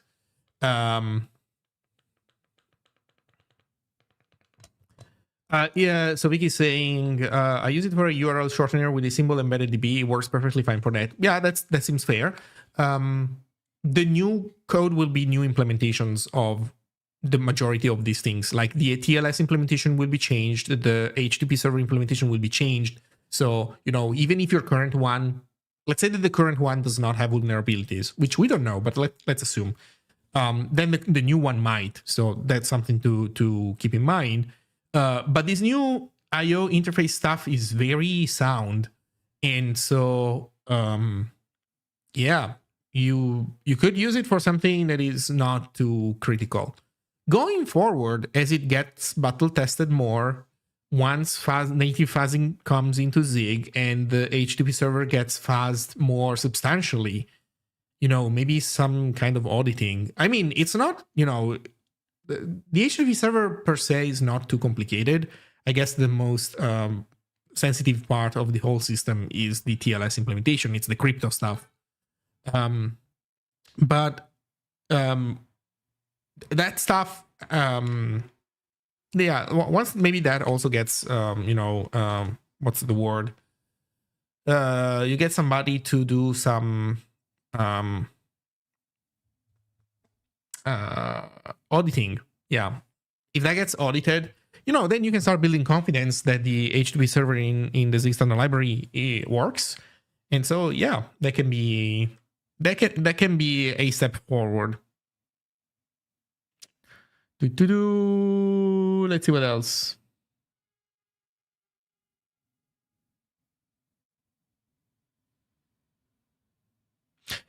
Would you recommend Zig to a person who's never programmed it before? It depends on your goal. If you are somebody who has never programmed before and you don't care about becoming a software engineer, you just want to be a normal person that knows how to do some programming, like, I'll try to bring up some examples of what I mean. Maybe you don't want to become a chef. You just want to be somebody that learns some recipes, to learn some cooking techniques at home so that you can make better food for yourself at home, maybe you and your family. Or, I don't know, you don't want to become a real professional mechanic, but you want to be able to do basic maintenance on a car that you own. So if that's your goal, then I would recommend other languages before Zig. I would recommend probably Python or JavaScript. I would recommend a higher level programming language. If you are a professional developer, I am fully convinced that in 2025, you need to know a lower level programming language, because otherwise you will be always like, you will be, I think what's the word? Stunted. Like, you will basically put a restriction on yourself on what you're able to do. And if you're a professional software engineer, you shouldn't do that. Like, your goal as a professional software engineer is to have the machine be able to implement, ideally speaking, anything that the machine could do, any possible thing that would be beneficial to the user. And so if you don't have access to a lower level programming language, then there's a ton of those things that you're cut away from, and you start believing that they are incredibly difficult, even though they aren't. You know how, like, oh my god, game dev is impossible, like you have to be super hardcore. That's not true. It's not trivial, of course, but yeah, if you programmed Python your entire life, then sure, there's a ton of things that you need to know about to make to be able to pull off a game. Let's say a 3D game that you don't know about, and so yes, it's impossible for you. Well, maybe not strictly impossible, but it's going to be really hard for you from your limited perspective, only informed by, say, Python. But I think that this is, this is not a universal truth. Like, if you do not want to become a professional software engineer, then yeah, there's a ton of there's a lot of things that you have to learn with lower level programming that maybe you don't care about. And so maybe with Python, with Python you get access to a ton of things. You can do simple scripts, you can do programs, you can do simple games, you can do home automation, you can do web stuff. So you can get a ton of mileage out of Python as a non-professional software engineer. As a professional software engineer, knowing Python is good. So by the way, I'm using Python. I don't hate Python specifically. I'm using Python as an example of a very popular higher level programming language. And so it's not a bad idea to know Python, but Python shouldn't be the only language that you know, or more in general, you need to know a lower level programming language, because otherwise you're cutting yourself off of way too many things. Async is back in Zig. It is. Well, it's about to. It's coming. It's going to need a few months more of cooking. How is Zig's async compared to Rust one? Been these questions. So you asked a very generic question, and I'm gonna give you a short answer that answers your question, but it's gonna be also very concise. The answer is that, as far as I'm aware, async in Rust is based entirely on stackless coroutines. In Zig, async, this new iteration of async has been decoupled from stackless coroutines. So you use async and await to express concurrency of code. And when I say concurrency, I mean your ability to express in the code that two things can be run out of order.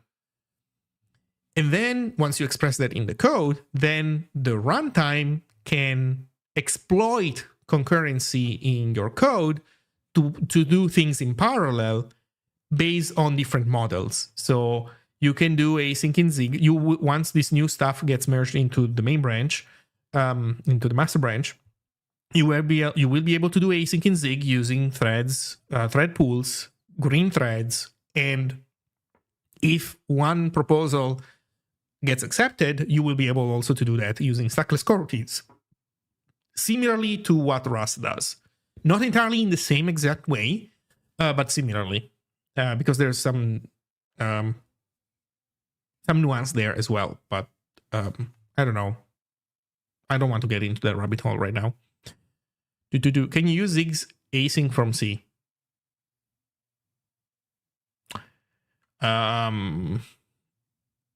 Roughly speaking, no. Because in C, if you use printf in C, printf,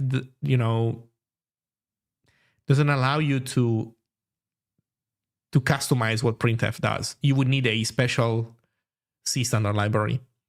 There are plans to make a C standard library, not glibc, not muscle, but a Zig libc. So a C standard library that's actually written in Zig code that gives you printf, for example, and then all these things could be behind the scenes wired into an IO implementation, for example. You can imagine it this way: like in your main function, you do std.ziglibc.init.io, and then you pass your IO interface, and then every time you call printf in a C code snippet, that calls into the Zig one.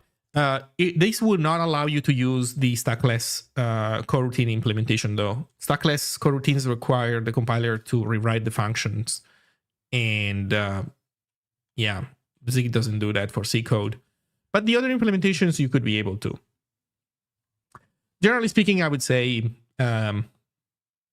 just write Zig code at that point.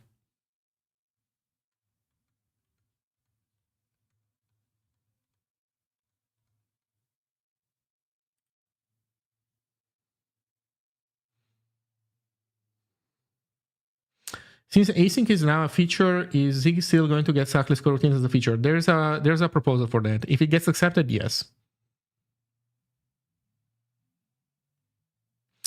Coroutines seems the kind of thing that needs support from the language, but pretty much by definition. Yes, coroutines are about rewriting function bodies, and that's what the compiler does. I mean, not strictly. You could be evil and have some kind of pre-processing step that literally rewrites your functions as in the source code. That would be diabolical and has actually been done before. So yes, it doesn't strictly have to be the compiler, but it's not pure userland stuff. It's very intrusive, like intrusive as in pervasive. Like it's like it does a ton of weird stuff to your code. So yeah, it has to be something big like that. Is the new async strictly a convention in Zig that the rest of the SCD and ecosystem are supposed to follow? In good part, yes. Or is there some runtime behavior involved that can pause current execution? I'm not sure I understand the implications behind your the second half of your message, but yes, the async stuff is a convention that you have to follow. If you don't use the I/O interface to do I/O, you're not participating into that, and so if you're writing a library, then people will have a harder time integrating with your library.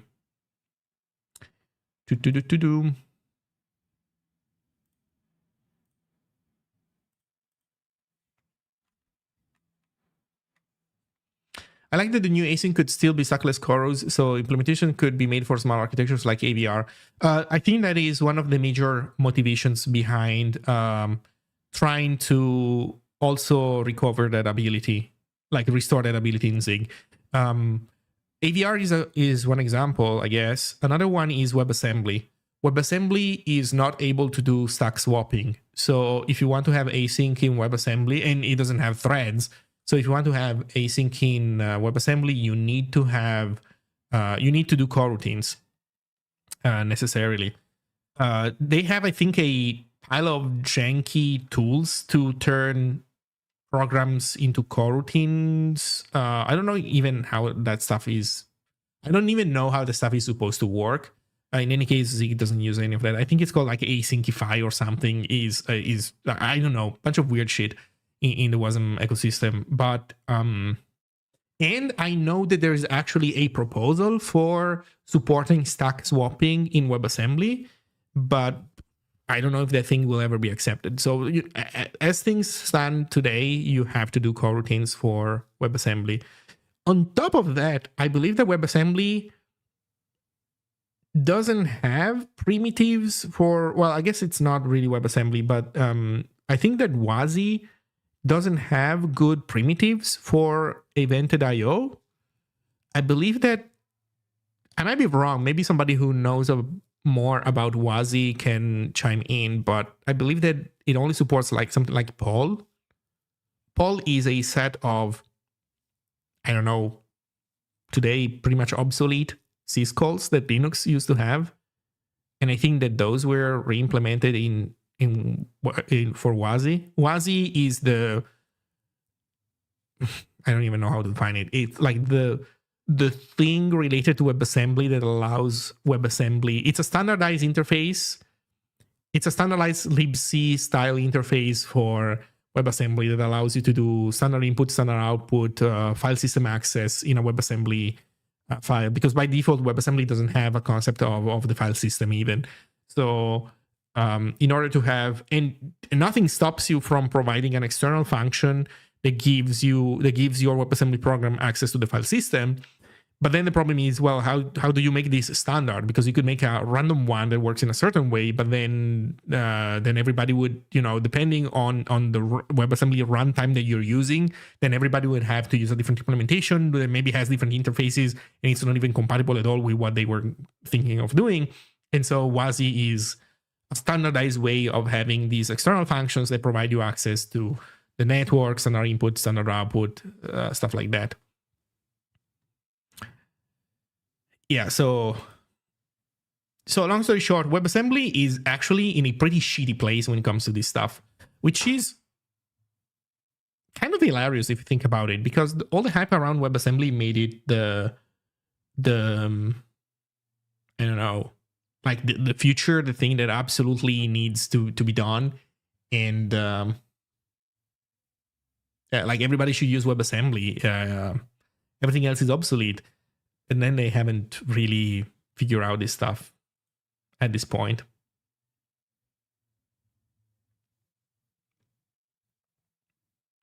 Can we expect it to be finished by this year? Yes, I think so. I blame Google. Why? By the way, I genuinely do not know. I'm guessing this has to do with the process of accepting RFCs and what people are trying to go for with their proposals, and I can't imagine that Google is involved. But isn't like Mozilla? I have this impression that isn't it like a lot of Mozilla? Then there's the what's it called, the Bytecode Alliance, Who's in there other than Mozilla? And I'm guessing Google.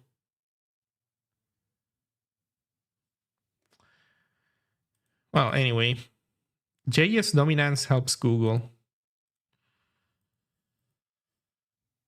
But even if that were the case, for Google to be worth blaming, they would need to have an active hand in making WebAssembly worse. Are they doing that? If they are not doing that, then you shouldn't be blaming Google. You should be blaming who is making WebAssembly worse. I know that Mozilla is involved a lot in the process of making changes to WebAssembly and implementing it in the browser, etc. It's a conspiracy theory, admittedly.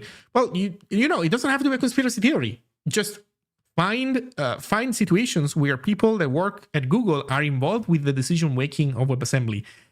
I suspect that if you do that, you will find out that it's probably not Google. I might be wrong. You know, I mean, it's a safe bet to say that Google is doing something.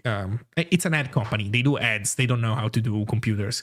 But I suspect that you will find that there's probably some other stuff that's going on in the WebAssembly ecosystem that maybe doesn't have much to do with Google. And it's not necessarily some kind of evil plan, more than just some people in a position of power who have extremely bad taste in software.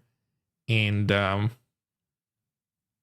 it. I mean, why aren't they adding like a garbage collection to WebAssembly? Like, why the fuck are you adding garbage collection to WebAssembly? And you know what? Maybe the garbage collection stuff, Google should be blamed.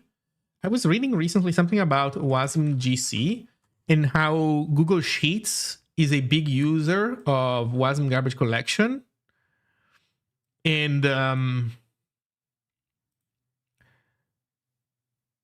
like, why are they doing this stuff?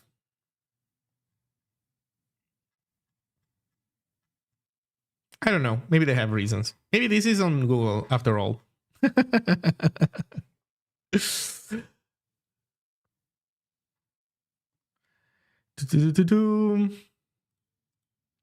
supposed to be a universal bytecode format like Java in the 90s, but this time it's actually baked by almost everyone. Yeah, but they're not doing a great job about it.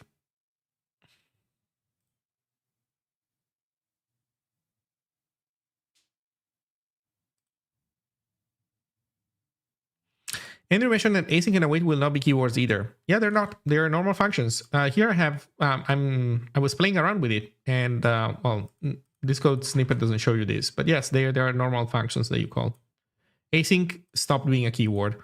ZLS complains about this because poor ZLS doesn't know yet about what's coming. But yeah.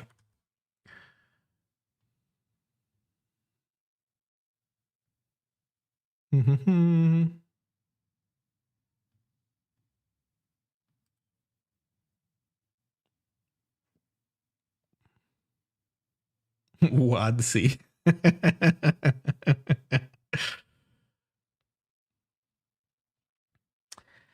Yeah, if I have to be honest, I'm not super in love with WASI. Sure, it's not something that is being like done by one company. There's like non-profits organizations behind it, but from a technological standpoint, it's kind of a mess. I don't know. You remember that it used to be that WASI was really, really all the rage, and now, sorry, WebAssembly was really all the rage, and now it's not really anymore. I remember at some point people were like saying, "Oh my God, WebAssembly is going to make Docker obsolete." People coming up with WebAssembly native languages, like a language designed to compile to WebAssembly. Which, in hindsight, if you think about it, what a silly idea. Why would you do that? What even is the point? Like, there is literally nothing to gain by making a language that targets. It's like saying in 2020 something, like in saying in the modern times, I'm going to make a language designed to specifically compile for ARM. What is the point? Sandboxing. But it's a standard library thing. The point is not the language, right? The point is a standard library that understands the concepts of sandboxing around WebAssembly. And even then, it doesn't really require you to do a ton of work. The Zig compiles, targets WebAssembly without any issue at all. We even have WASI support. Sorry, by the way, maybe you were replying to exactly what I was saying at that moment in time. I realized just now. I used to be a web developer, but now I write C++ for a living. I'm sorry about that. Or maybe I'm happy for you. It's hard to say, man. The web stack moves too fast. Some app I wrote in 2020 now no longer works in modern Node.js or TypeScript. Yeah, that ecosystem is ass. You know what? I don't know if anybody here is from Europe. Well, I'm assuming some people will be. But anybody tuning in from Europe, I am going to be at CodeMotion. Let me see if I can log into Sessionize.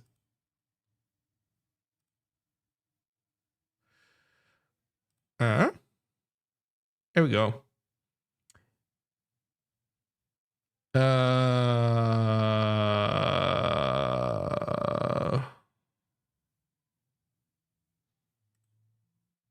There we go. I was confused. Wait, why was I seeing Redis stuff? And that's because this was the organized tab when I was an organizer of RedisConf. Good times. Good times. So I'm going to be at CodeMotion, and I've applied to give this talk. High quality software with Zig in a post-AI world. You know what? I'm going to read you the description. AI is now capable of writing programs starting from a human prompt. Some claim this is the future of all programming, while some others fear this might be true. What will happen to human-crafted high-quality software? Is technological progress going to doom us all to use slopware forever, or will machines surpass human ability? In this talk, I will use my experience in the Zig community to talk about current trends and take a stab at predicting the future of high-quality software. I think I'm gonna try to make a non-obvious point in this talk. You know, at first glance, when you see this, your guess is that I'm either gonna say that you know, AI bad, sucks, high-quality software is dead, or I'm gonna say, wow, AI cool, maybe cool today, maybe not cool today enough, but in the future it would be cool enough to do high-quality software, so AI good. Or, you know, there's the third option that nobody likes, the one in the middle where I say, I don't know, we can't know for sure, or it's going to be a little bit of bad, a little bit of good, and not come to any conclusion. I'm not going to do any of these three things. So if you're interested, this is the event, CodeMotion. God damn it, browser. Can I, okay. This is CodeMotion, and it's gonna be in Milan, 14 and 15 of October. And why am I bringing this up? Because I think it relates to this comment here. It relates to this comment here. And I think there are some funny implications when it comes to AI that people don't think about. I'm sorry for being a tease, but I don't want to spoil the point of my talk before giving the actual talk. Hey, Loris, do you think the new Zig backend, with the new Zig backend, we will finally have JIT in the standard library? That would be a game changer. You know, there have been discussions about the ability to have runtime JITting. Specifically because this is the kind of technology that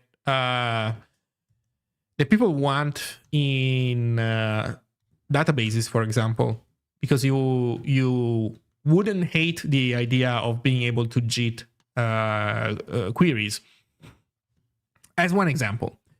And I remember seeing some discussions about this. I think the answer is that, as far as I know, Andrew is not completely against it.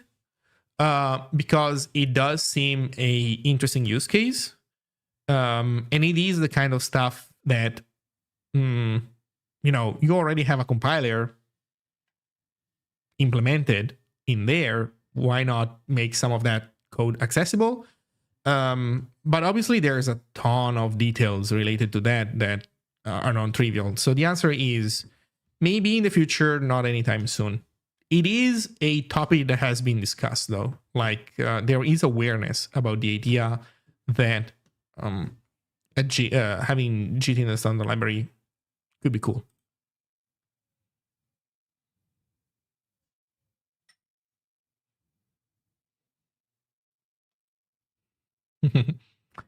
If there wasn't runtime, does this work of implementing WASM on all architectures? You get portable binaries with WASM.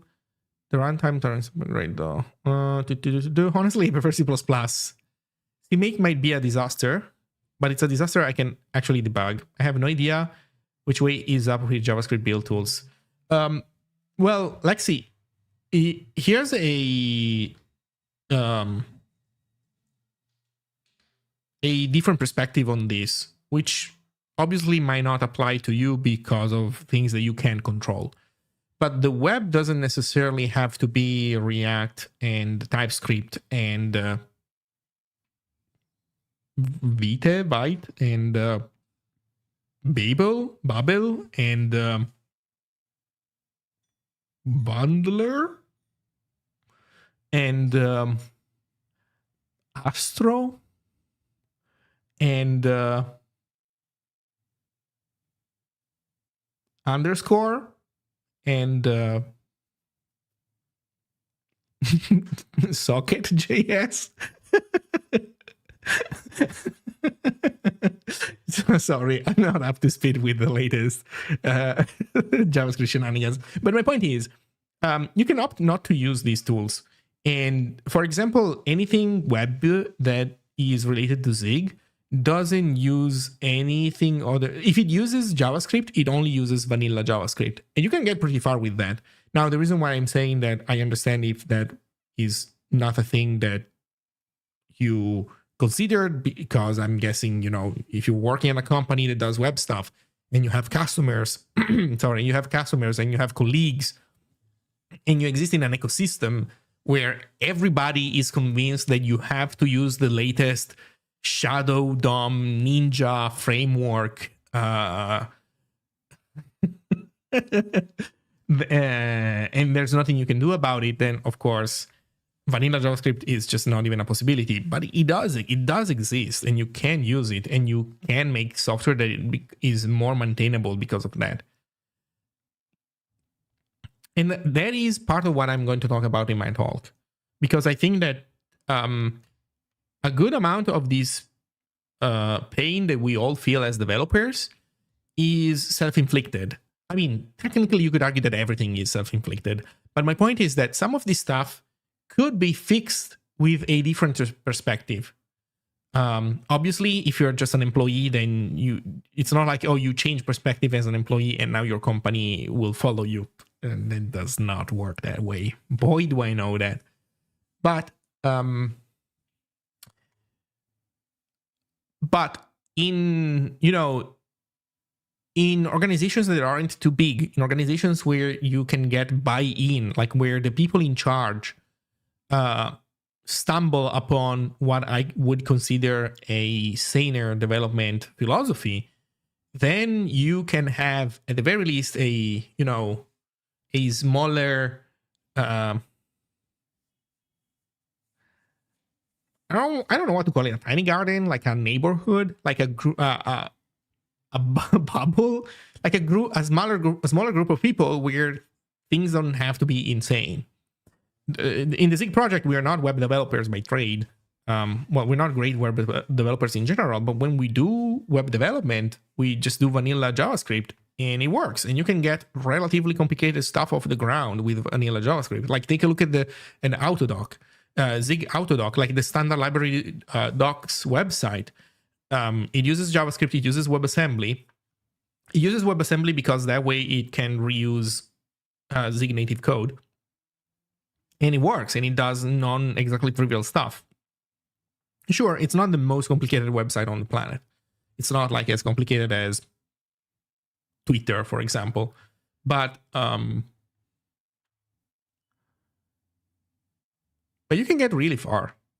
I'm actually confident that you could probably pull off a vanilla JavaScript Twitter without too much fuzz. You don't need React, really. I feel fairly confident in this statement. I like the amount of typing hot nonsense you can get up to with TypeScript. Yeah. But that was the only part of the stack I actually enjoyed. I'm being actively pressured to use Cloud Code CLI by my boss. You know, I haven't used Cloud Code. God damn it, I can't pronounce that thing. Cloud Code. I heard that people like it a lot, but I haven't been able to use it myself. I would be curious to try it out.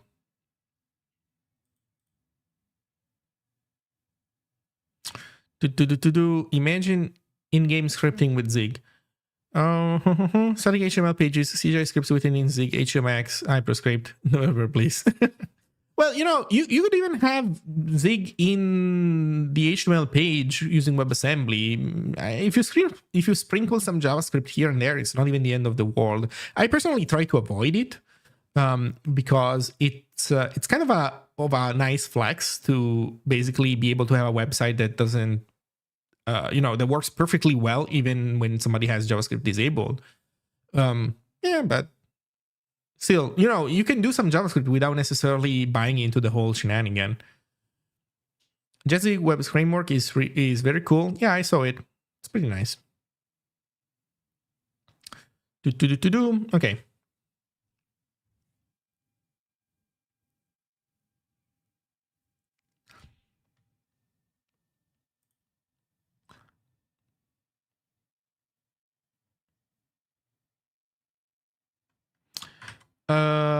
So I'm going to return to my boring job of updating code snippets into my blog. In the meantime, if anybody has questions or wants to chat about stuff, feel free.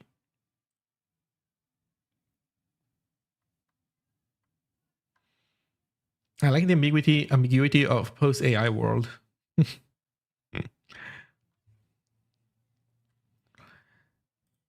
Man, I suspect, you know, again, sorry for being a tease, but I have never heard that perspective, that point explain how I plan to explain it. Never.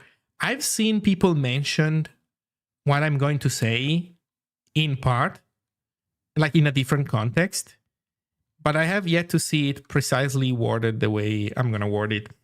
So it's actually a talk that I'm really looking forward to. I still have to work on it. I would probably look forward to it. I would probably look less forward to it once I start having to do the work. But for now, I feel pretty good about it.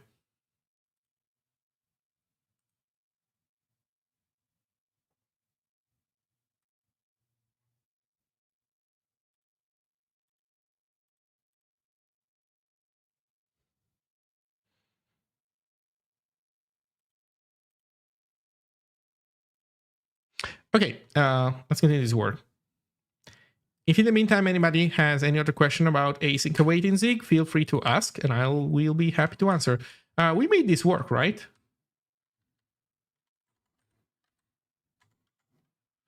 Yeah, it just says save complete. So this is easy. I mean, how do I get this to the host machine? That is so annoying. I guess I can do this, I think. Cat. And I think I can do this, and this will work. Copy to clipboard. Let's see if this works as I expect it to. There we go.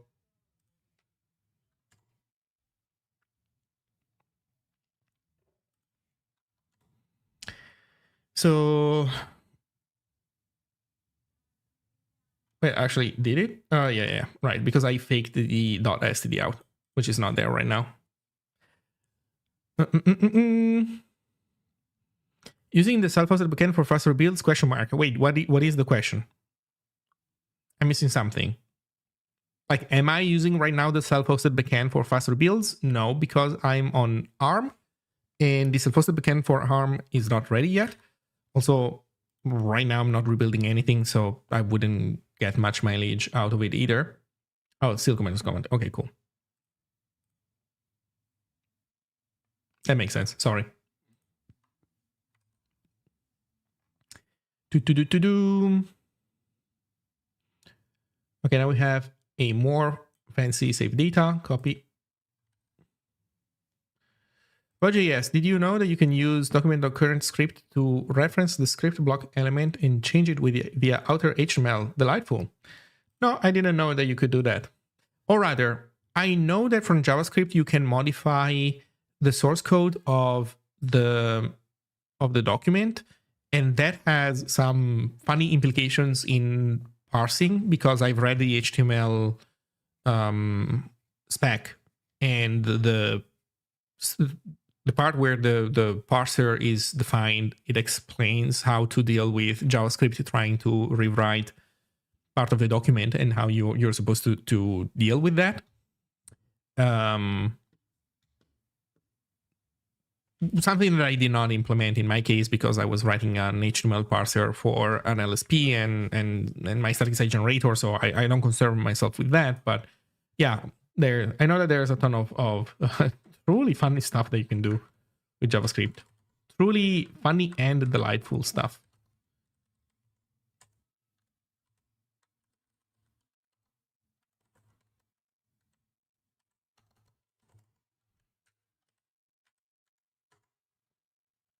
Okay, let's see. Expected IO found const U8. Oh, again.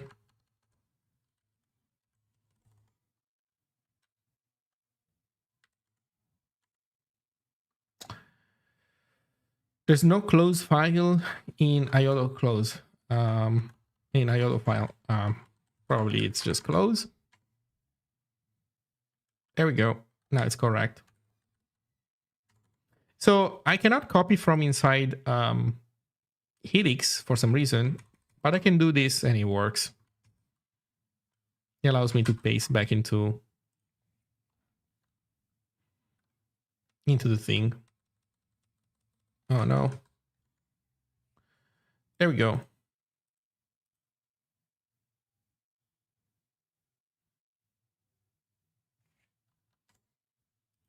So we have save data, we have save file.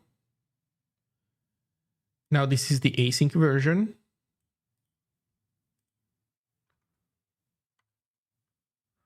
Are you using space Y? Yes, I was using space Y. I mean, I know how to go to copy into the system clipboard. It's just that doing it this way doesn't trigger whatever hook or, thingy the virtual machine guest toolkit has to also copy everything back into the host clipboard.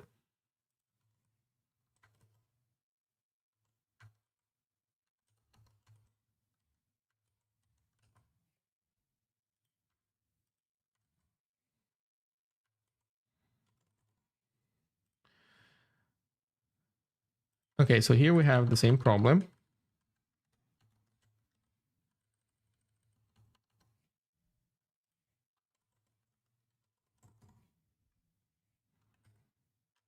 Okay, let's see how this goes. Okay, this works.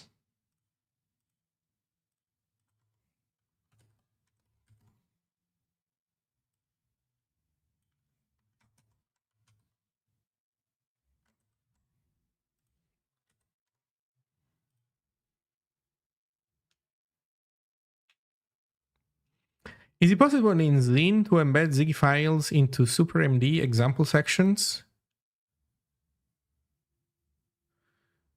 Could be a convenient way to make sure examples compile.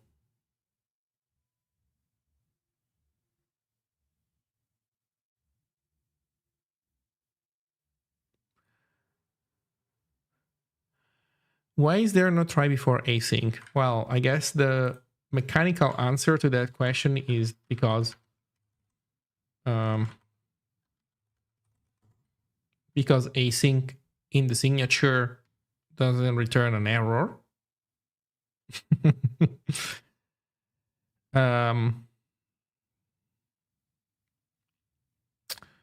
More in general, why is this not expected to fail? That is a good question. I'm not sure. I think you could argue that if this requires heap allocation, which I think it might, then it might for some implementations, then this maybe should return an error. Like it should be defined to be able to return an error. But yeah, the vtable.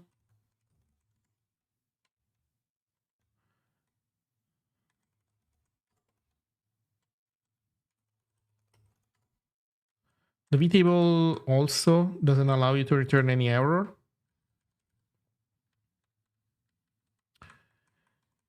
Oh, and I see that the memory is supposed to be given by you. Wait a second. How does this work?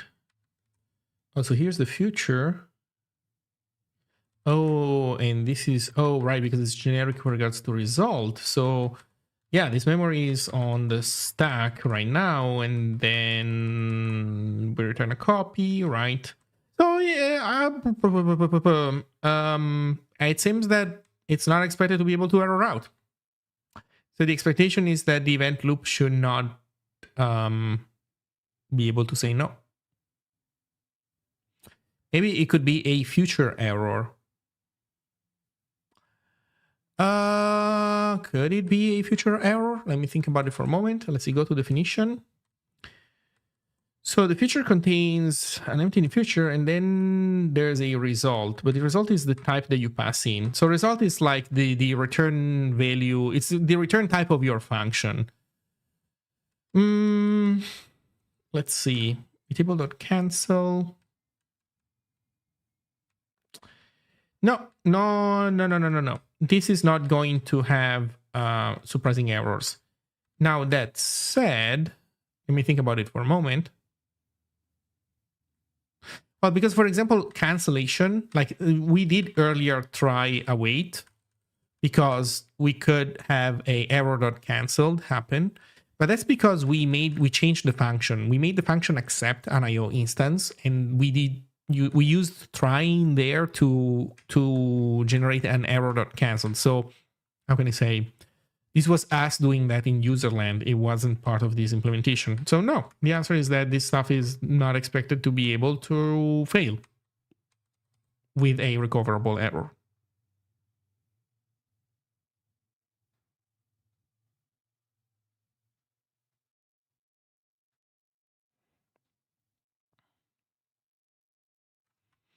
So scheduling something on the event loop shouldn't cause an error in the current implementation. Now, for example, let's say that you are making a thread implementation where every time you call async, every time you somebody asks you to do something asynchronously, you immediately spawn a OS thread. Spawning an OS thread could fail. So so if that was your model would not work perfectly. Oh, ZLS already did that. That's nice. So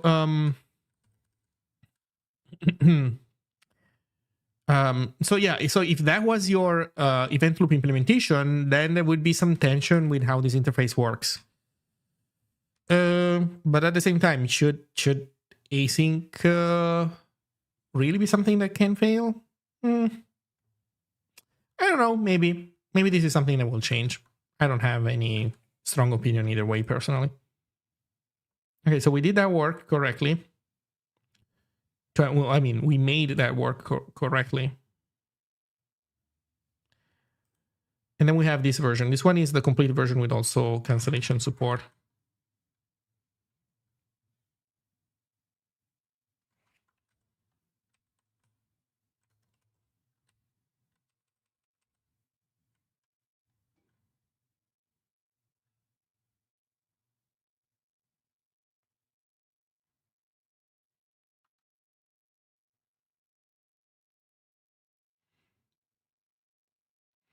I don't think there's any implementation where async fails in any language. Even alternatives like actors generally don't error on spawning. The problem is there are definitely some types of event loops that you can create where you are exhausting some kind of resource. System threads failing to spawn could be prevented by having a pool of already spawned threads. That is how the threaded event loop implementation works currently. So the one that I was using earlier, the one that works on my system, this guy, thread pool, uses a thread pool, yes. But the point is different. The point is not, this is how you could avoid having errors. The point is, there are implementations where resource exhaustion could be a thing. And so with the way it currently works, this would be a unrecoverable error. If I wanted to implement, a different event loop, then the question is, do you want your interface to be able to support those cases fully or not? And that, I think, is a design question that will be answered as more people use this stuff for real. So honestly, maybe Andrew spent a bunch of time thinking about this stuff deeply and concluded without a doubt that he does not want async to be something that can fail.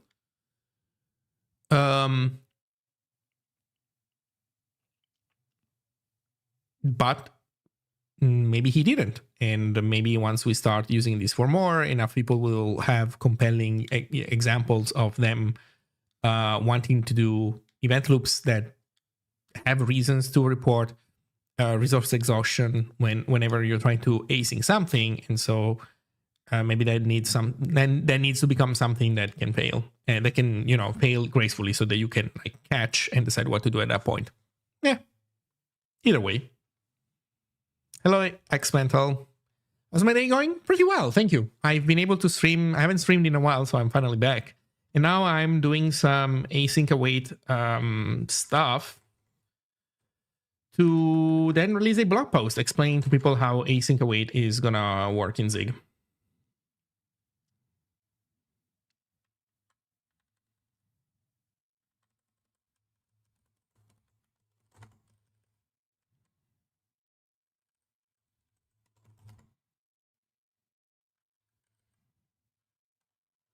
Yeah, you know what? Let's get ZLS.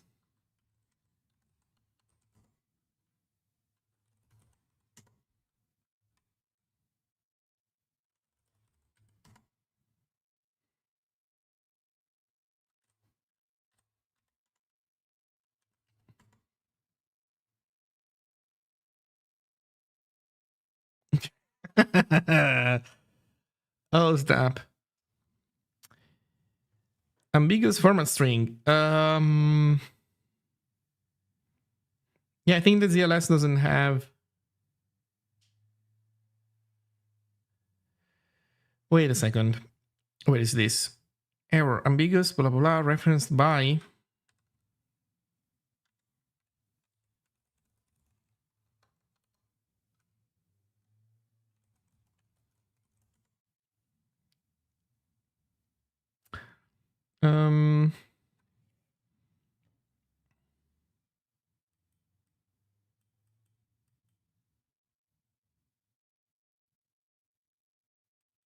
Below Zig 85, is this it?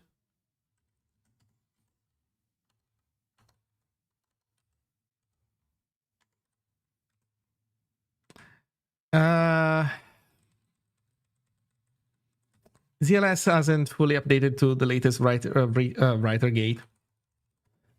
Maybe, wait, am I on a branch or something?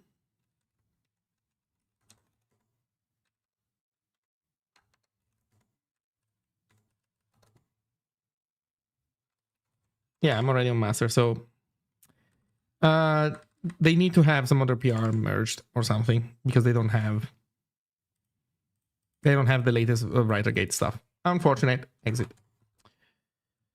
Okay, what were we saying? Run this. What am I doing? Not Zig build, but Zig Zig run. I'm not sure if I like this global. How do I do non-global? Command up, shift up, no. Left, right. Wait, left, right? No, of course, left, right, no. What do you control? No, that's my host machine. Alt. I have no idea what this alt up is even supposed to do. What? Hey, Decatrix, if you're using post WriterGate Zig, check out the WriterGate ZLS branch. Yeah, I guessed. It's fine, I'll wait a little bit more.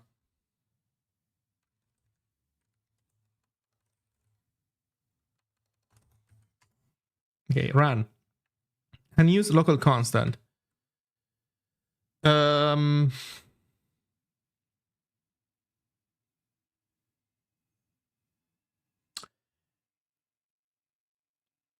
Unused local constant. Right. Well, I mean, these are void constants, so why are you even complaining? But fine. And this thing, okay.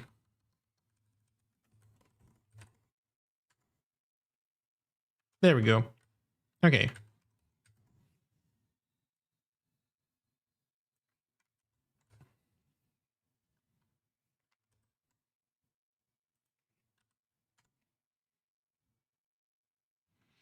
And maybe we can try also the other version, just for completeness.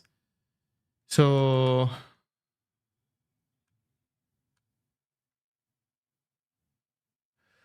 so this makes us immediately return canceled. And that would totally cancel everything else.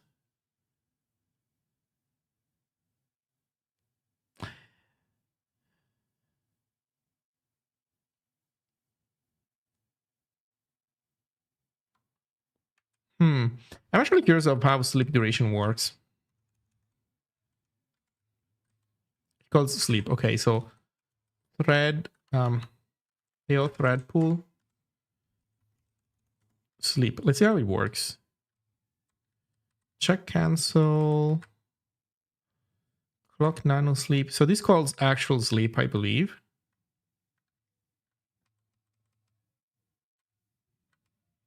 So this calls actual sleep. And it can return a sleep error, which consists also of cancelled. Where do we return cancelled? Let's see. Pool check cancel. Oh, there we go.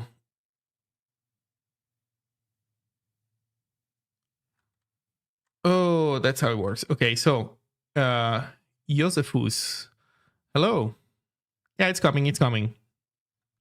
So before sleeping, we check if we were cancelled.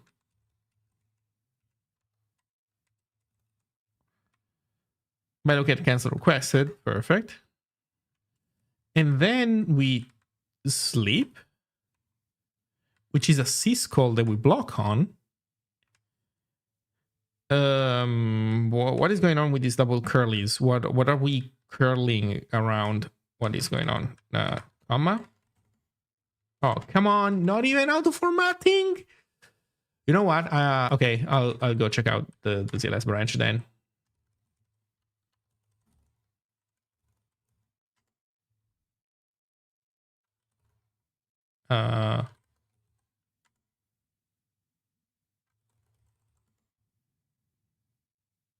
Help. There's format off by one. Master Techatrix structure git batch. Wait, are these only the local ones?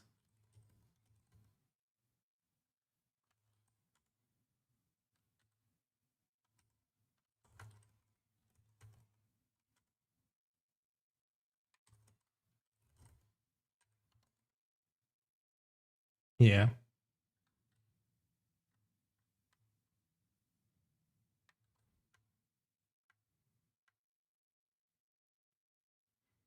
It's Techatrix writer gate. Okay.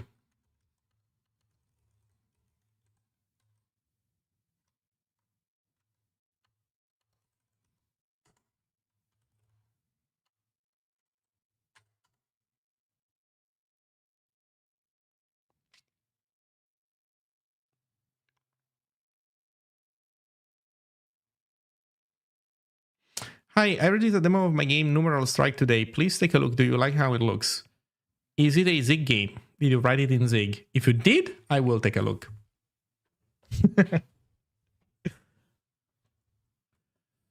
Do.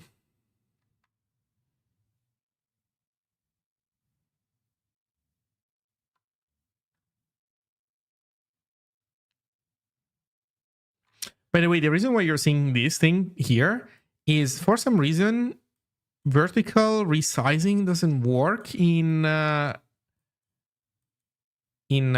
what's the name of this thing? Oh man, I forgot. I forgot i3. For some reason, i3 has trouble resizing vertically. I don't know what's going on because I updated my fork of Mitchell's NixOS stuff. So I got all the new stuff from Mitchell, including like my history thing. But I don't know what's going on here. I don't know why vertical stuff has trouble. Also, you used to be able to, like, I think press command. Oh, there we go. It's command right click. I forgot. There we go. That's how I'm going to do it.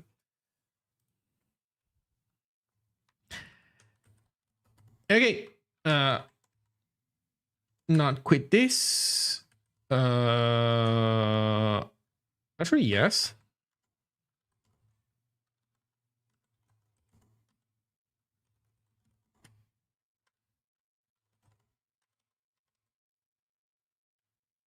Really? I'm not gonna get any special auto format?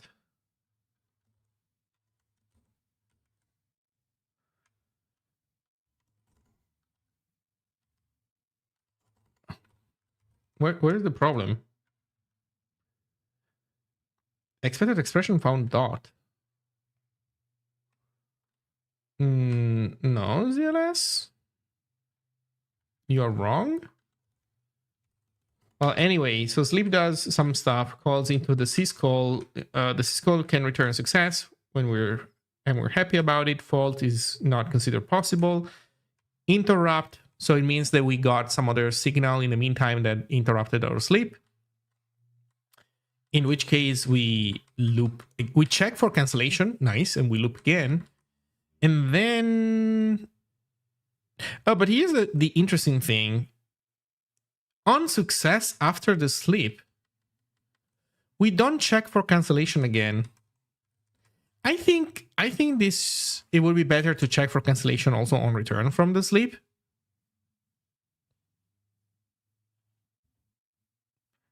I think I would check twice, before and after.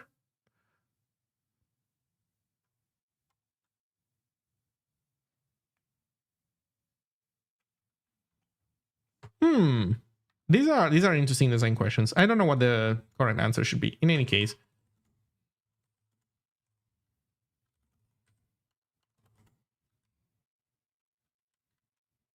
Oh, but this branch complains about async.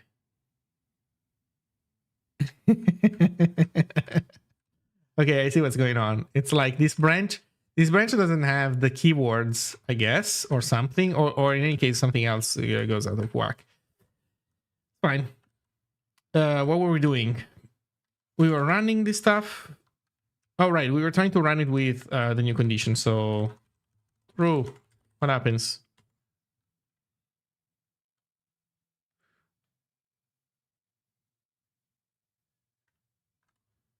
What?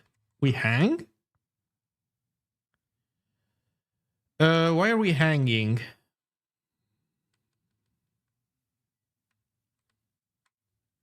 We should not hang because we should be able to do cancellation on these bad boys.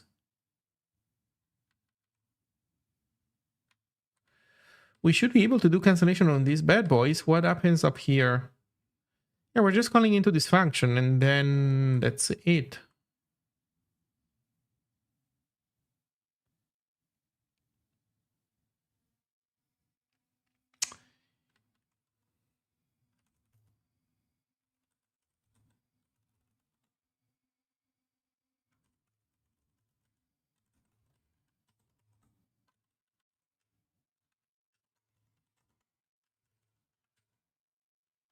By the way, Christoph, would your D2 be more focused on voice first or chat first in terms of implementation prioritization? What I had working when I worked on it last was basic chat stuff without persistence. So yeah, the idea that you have channels and then you have messages sent by people. And then I had voice calls working. I want to have I had voice calls working also with like presence. So whenever you speak, your thingy would light up. And I really like the voice functionality in Discord. Or more specifically, I like the idea that you have voice channels where people can join promiscuously, as opposite to having private calls that people don't even know that are happening. When you look into game data proxy and tunneling, imagine playing E2 over D2. Nah, that's not what I'm interested in. I'm interested in creating a tool for software development communities, first and foremost.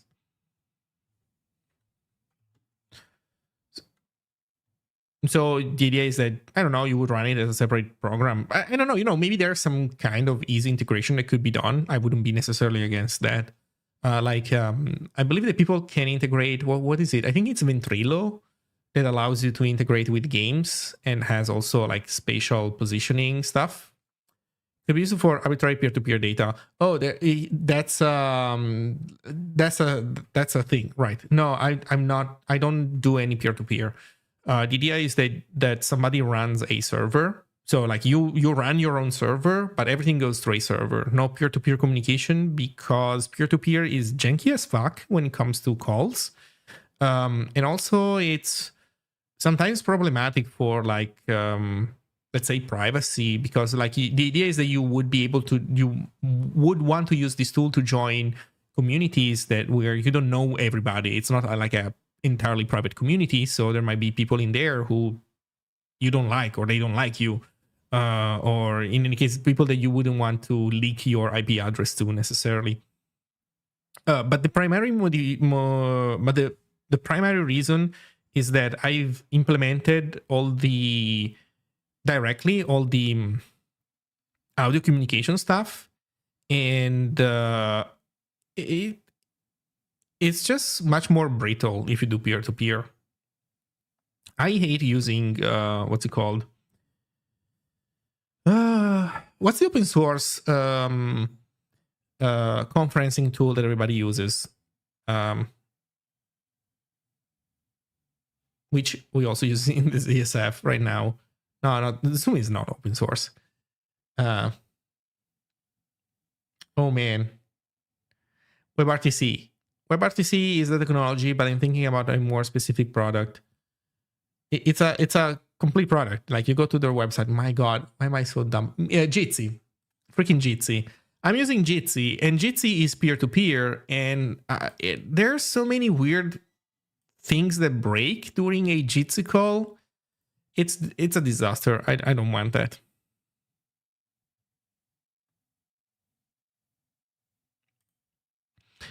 Why are you needing to pass IO for future.await? Because, well, I guess there are two answers to this question. One answer is because the future doesn't keep a pointer to the event loop inside of it. So think, okay, IO is not exactly the event loop, but to answer your question, to simplify slightly the answer to your question, imagine that IO is the event loop. In other languages, there is, I don't know, JavaScript, there's like a global implicit event loop. And so everything that cares about the event loop can know implicitly what it is. So you don't need to pass around pointers to the event loop.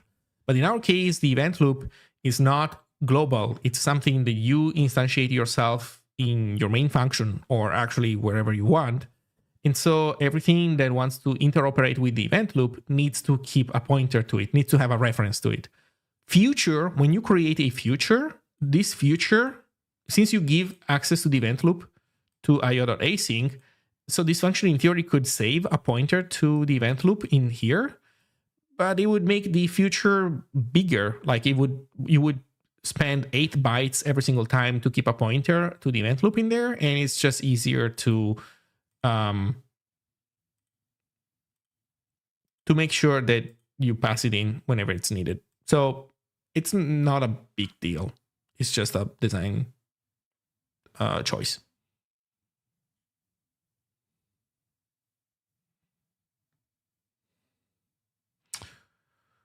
For now, I would want to first get the main stuff working. I'm not sorry. What am I selecting?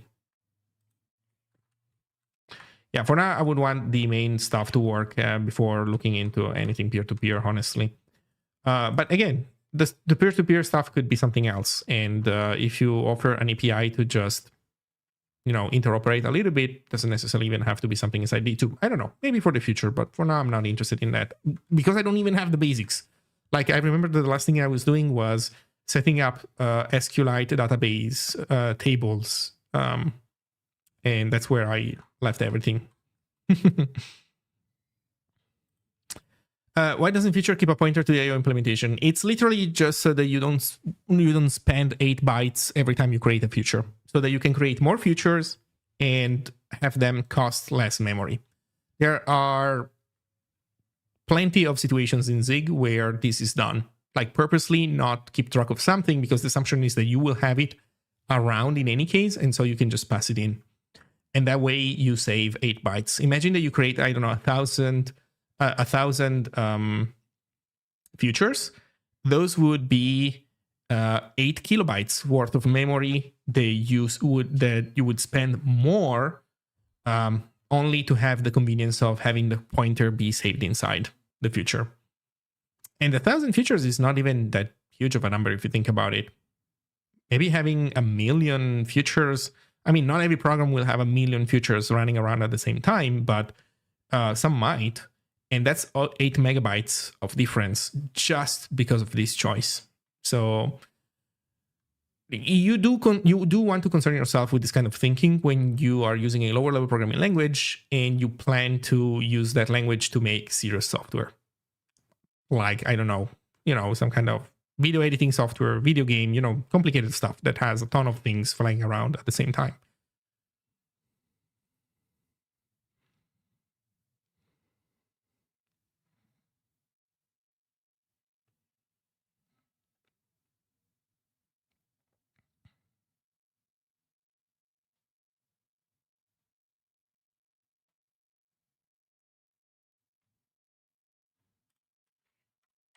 Okay, what were we doing? Right, we had we're experiencing a bug because this is deadlocking. Oh, there we go. Now it worked. Wait a second.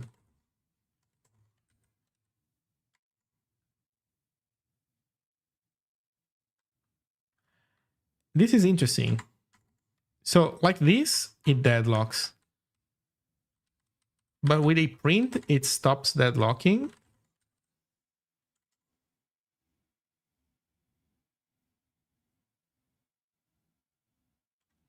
Did you mean to defer those prints? I did, yes. Because my assumption is that we were deadlocking on the way up. Wait, why are you both asking this? What am I doing? Why do you find this insane? Oh wait, no, you asked about the prints, you asked about the cancel calls. Yes, because canceling is like it's the free basically. And keep in mind that canceling is it's idempotent. So like canceling something that has completed is fine. Canceling that something is in flight is fine. Canceling the same thing twice, it's also fine.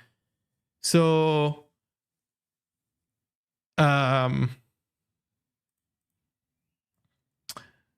why is not printing causing a deadlock? That is kind of interesting, isn't it? Can we debug this?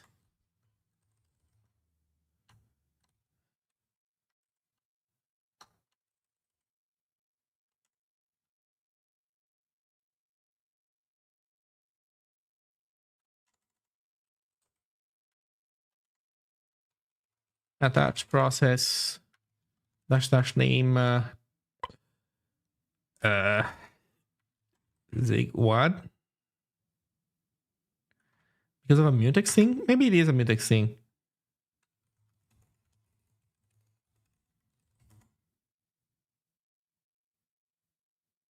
Oh, attach mail could not find a process named Zig1.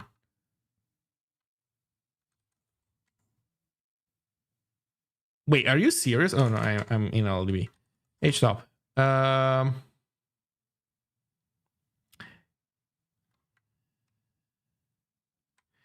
wish my search worked. I don't remember how to get to the F buttons on my keyboard.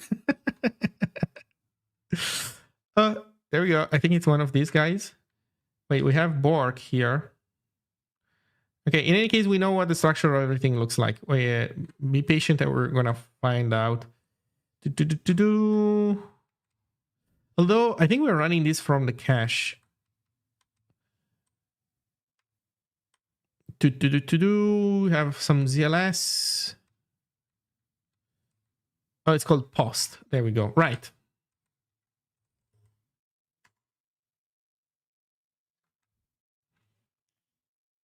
Syntax warning. Invalid escape sequence /star. Okay.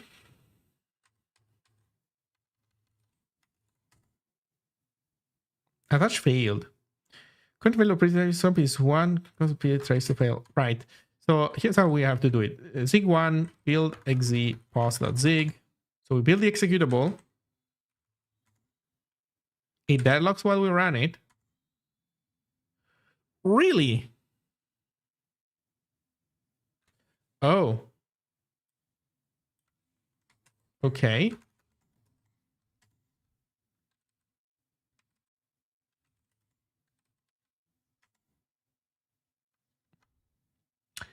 We are stuck in a syscall.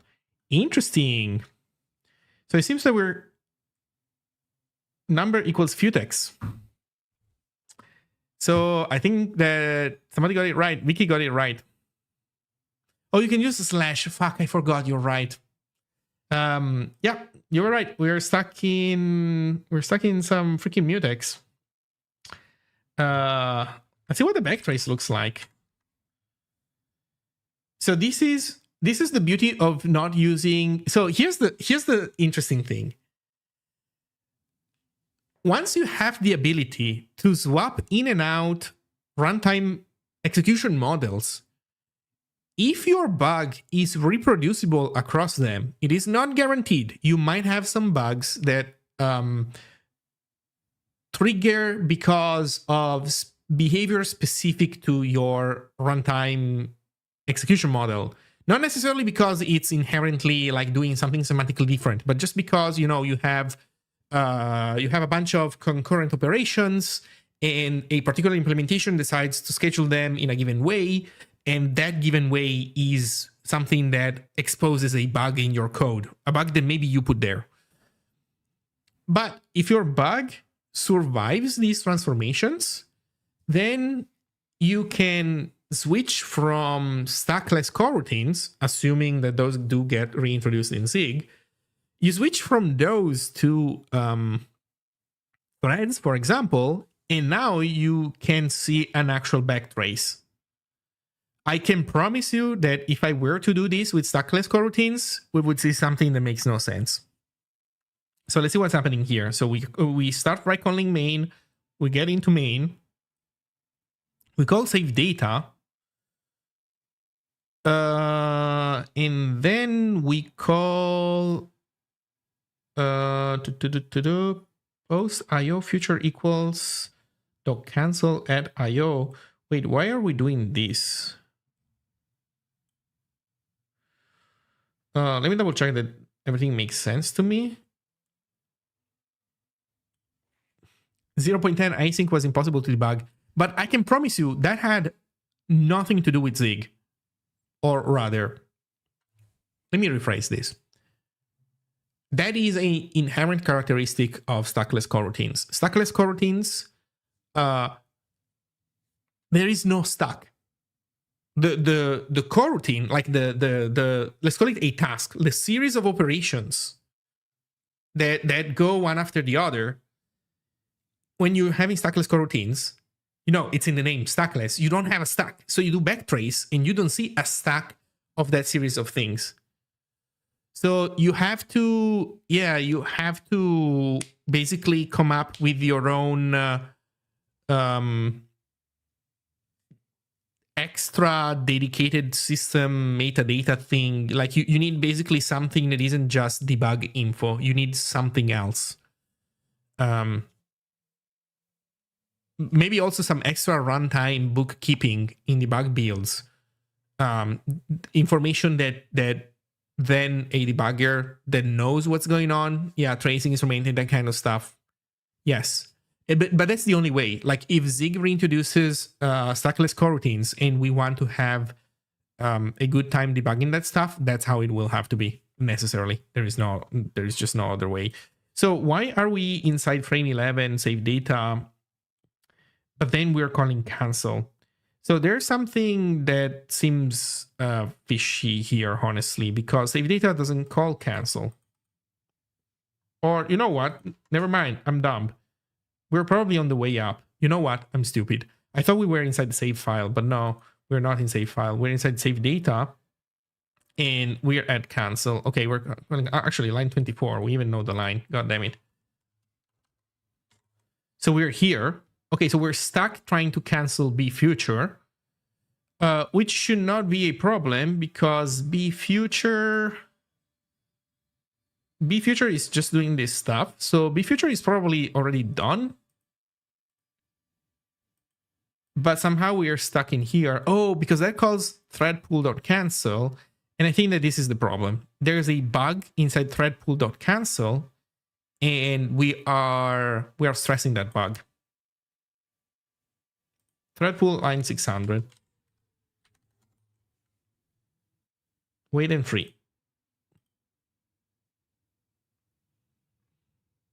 So there we go. What's going on?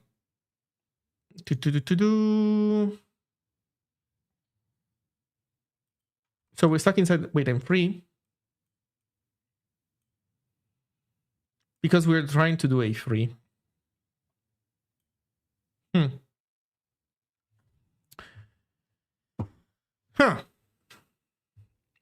Is SCD.io going to be in 0.15? No, it's most probably going to be 0.16.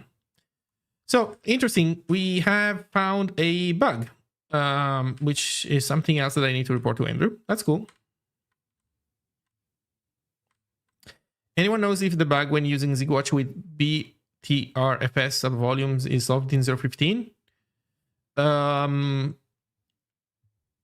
I think the answer is, okay, I don't remember specifically if this was introduced, like support for that was introduced. I know that there were some limitations to ZigWatch that were fixed recently. So if this is right now fixed in master branch, so for example, Kerzan Dev, if you download an unstable build of Zig from the website and it works there, then it will be fixed in 0.15. If it's not fixed yet, then might not. I don't know.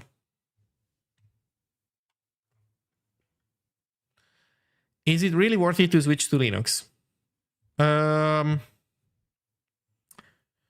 Windows is S. If you have Windows, everything is Turbo S on Windows. The only reason why I keep Windows around is games. And I'm increasingly less motivated because games are starting to work just fine also on other systems. OBS, which is also actually running pretty decently on other OSs right now. But the only real reason is that having a Windows machine allows me to test software on an actual Windows machine.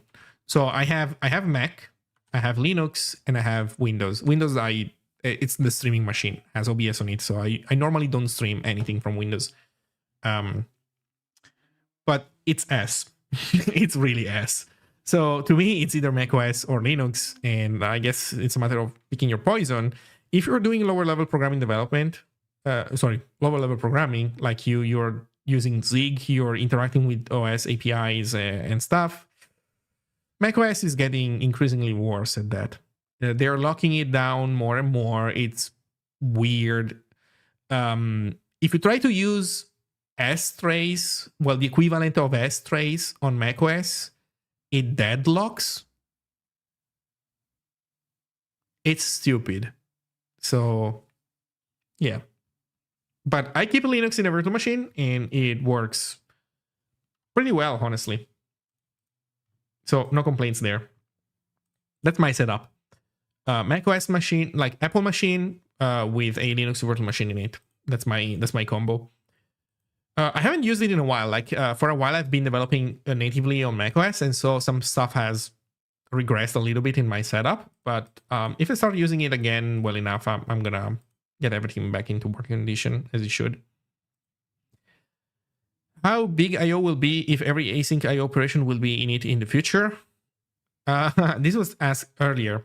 There are two answers to your question. In terms of like how many different concerns will be inside of I/O, the answer is a bunch, because I/O is complicated and you have to worry about I/O and concurrency, and they all intertwine, and they all have to be in the same interface.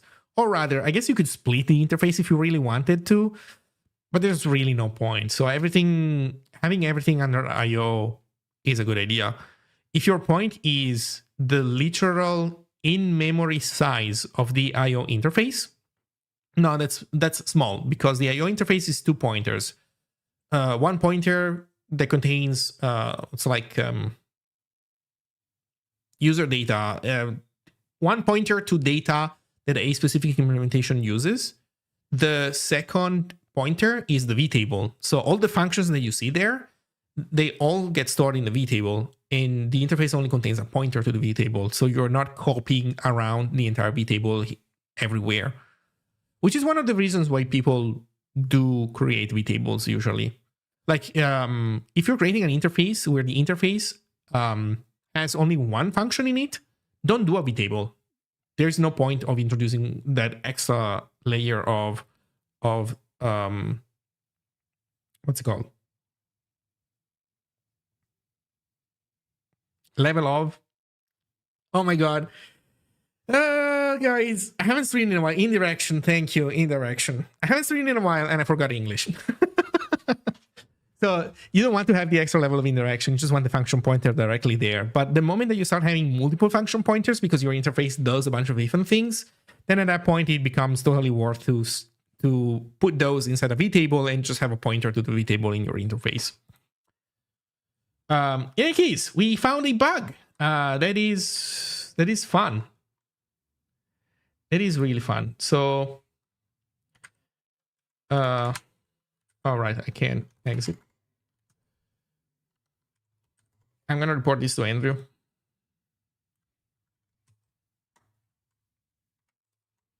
I have this summer like 2 months. What should I grind? More algorithms and DSA, system design patterns? Or what do you have? Or what if you have 2 months as a beginner? What would you do? Algorithms sounds good. What's DSA? Is that like state machines, automatons? I forget what the acronym stands for. System design patterns. I don't know. System design patterns doesn't sound super sexy. In general, design patterns tends to smell like enterprise software development. So they're not necessarily like, they're not inherently bad, but it's you know, it's like heroin. It's like once you get addicted to that stuff, oh, data structures and algorithms. Oh, well, okay, so it's redundant. Well, data structures and algorithms never really hurts, honestly. System design patterns, As a beginner, honestly, making things is not a bad idea of going at it. Like making programs, make a game, make a tiny GUI application, make a HTTP server, contribute to an open source project. Copy a CLI, a Linux CLI tool and implement it your own way, and then check how they implemented it. Join a hackathon. Really getting practical experience doesn't really hurt, because you're gonna need so much of that anyway that you never go wrong with that. You could get to a point where that's all you do, and then you like miss out on some of the theory. But you know, if you're a beginner, like if you're young, it really never hurts to get just some practical experience. What would Primogen say? Time in the saddle. He uses an acronym for that, but yeah, time in the saddle.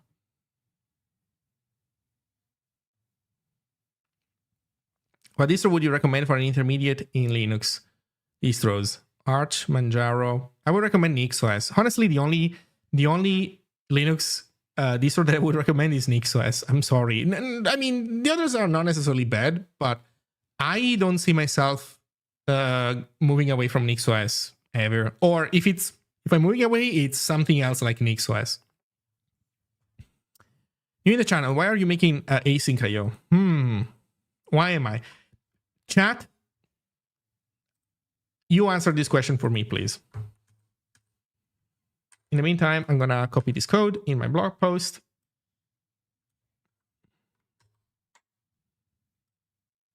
I'm gonna remove the extra first.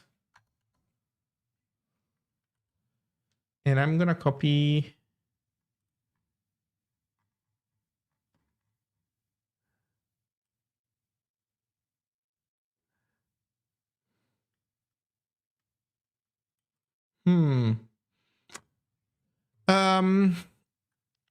there's a website that allows you to use curl to post code snippets. Does anybody know what that is and how to invoke it? I don't remember. I don't know, like curl-p or something. Sync.io is passé. Let's see what are people saying. World domination, yeah.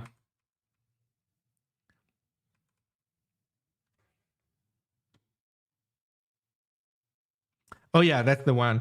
What's the invocation? 0x0.st.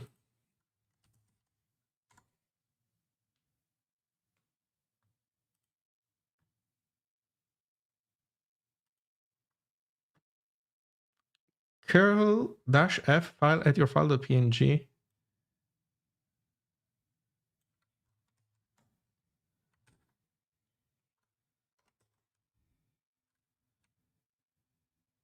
Can you cat into this? Of course you can. It's just that the example doesn't explain that, and I'm not gonna figure out myself. Wait, what am I doing? I do have the file. It's the Zig file. Never mind what I'm saying. I'm dumb.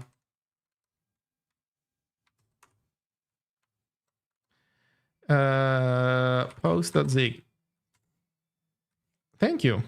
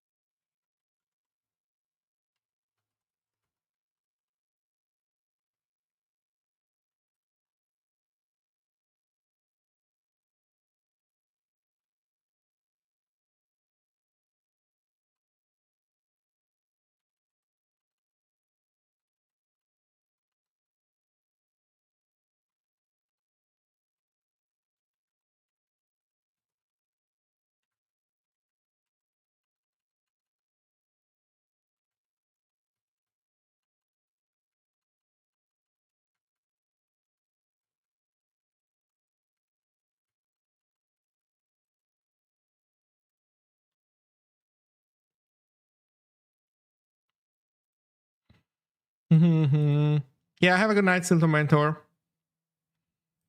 Okay, I think we're getting near the end because I don't think I have. Yeah, I don't have any other code samples. Well, that's good. We did the work. We did try out async a little bit. I hope everybody, I don't know, enjoyed that. Blog post needs some more work, but it should be really out. I think. You know what? Let's not be too optimistic. Tomorrow. Let's say that tomorrow is going to be out. Maybe you found a race in SMP allocator. No, it's not there because we're stuck on a mutex in the IO interface. So I think there's just a bug there. You should have how to initialize both IO implementations. The problem is that this stuff is a bit too early for people to try out. It's really not meant to be out for people to try out.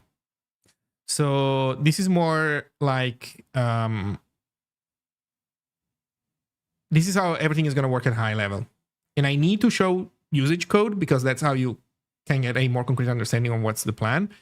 But the thing is that the rest is it's just a little bit too early. We'll get there though. Yeah, the point is that you're not expected to be able to use those things.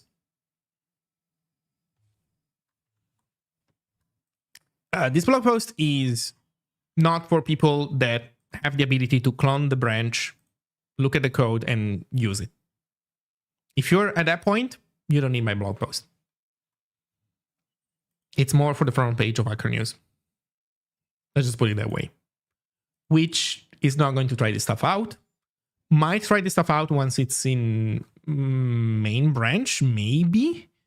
But it's going to be a while before then. So this is just an early blog post to explain people. It's for marketing. Yes.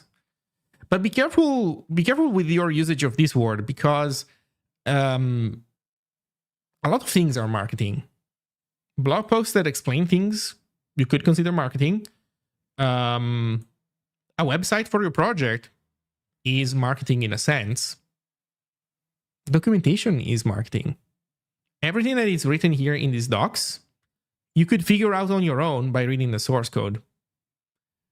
But would you really just, discount this stuff as just marketing?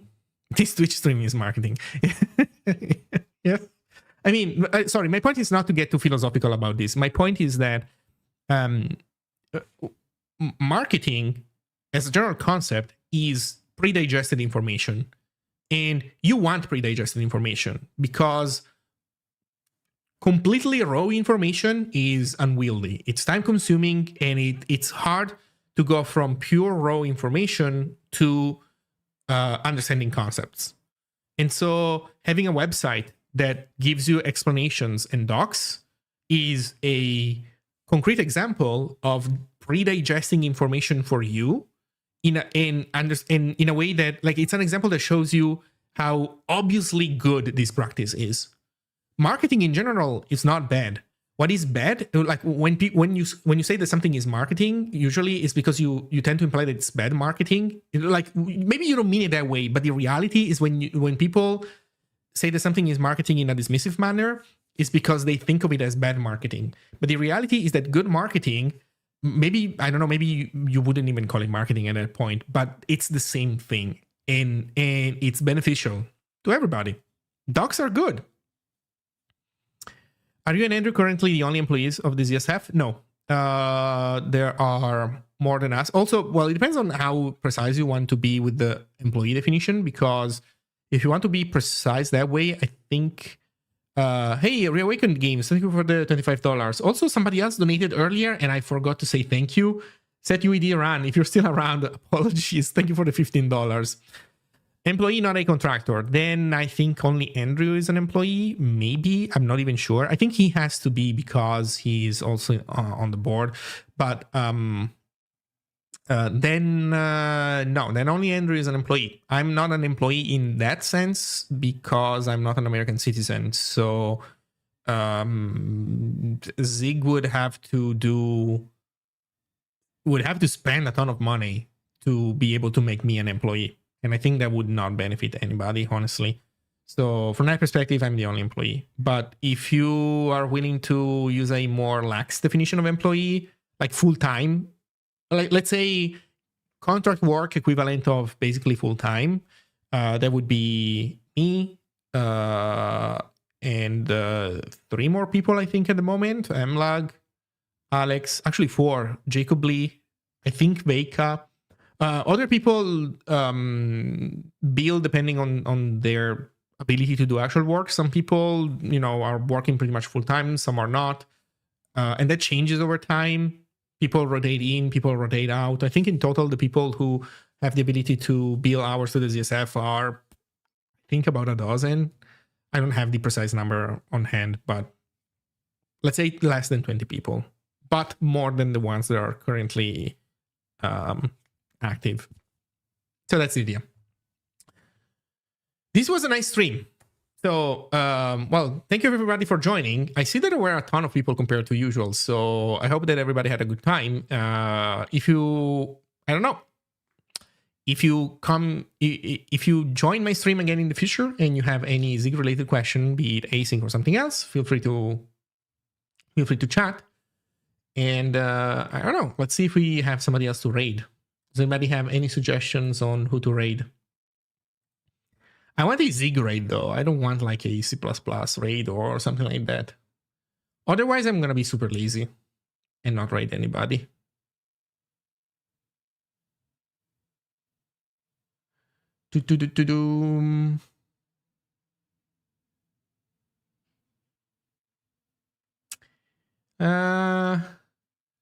There's a C stream.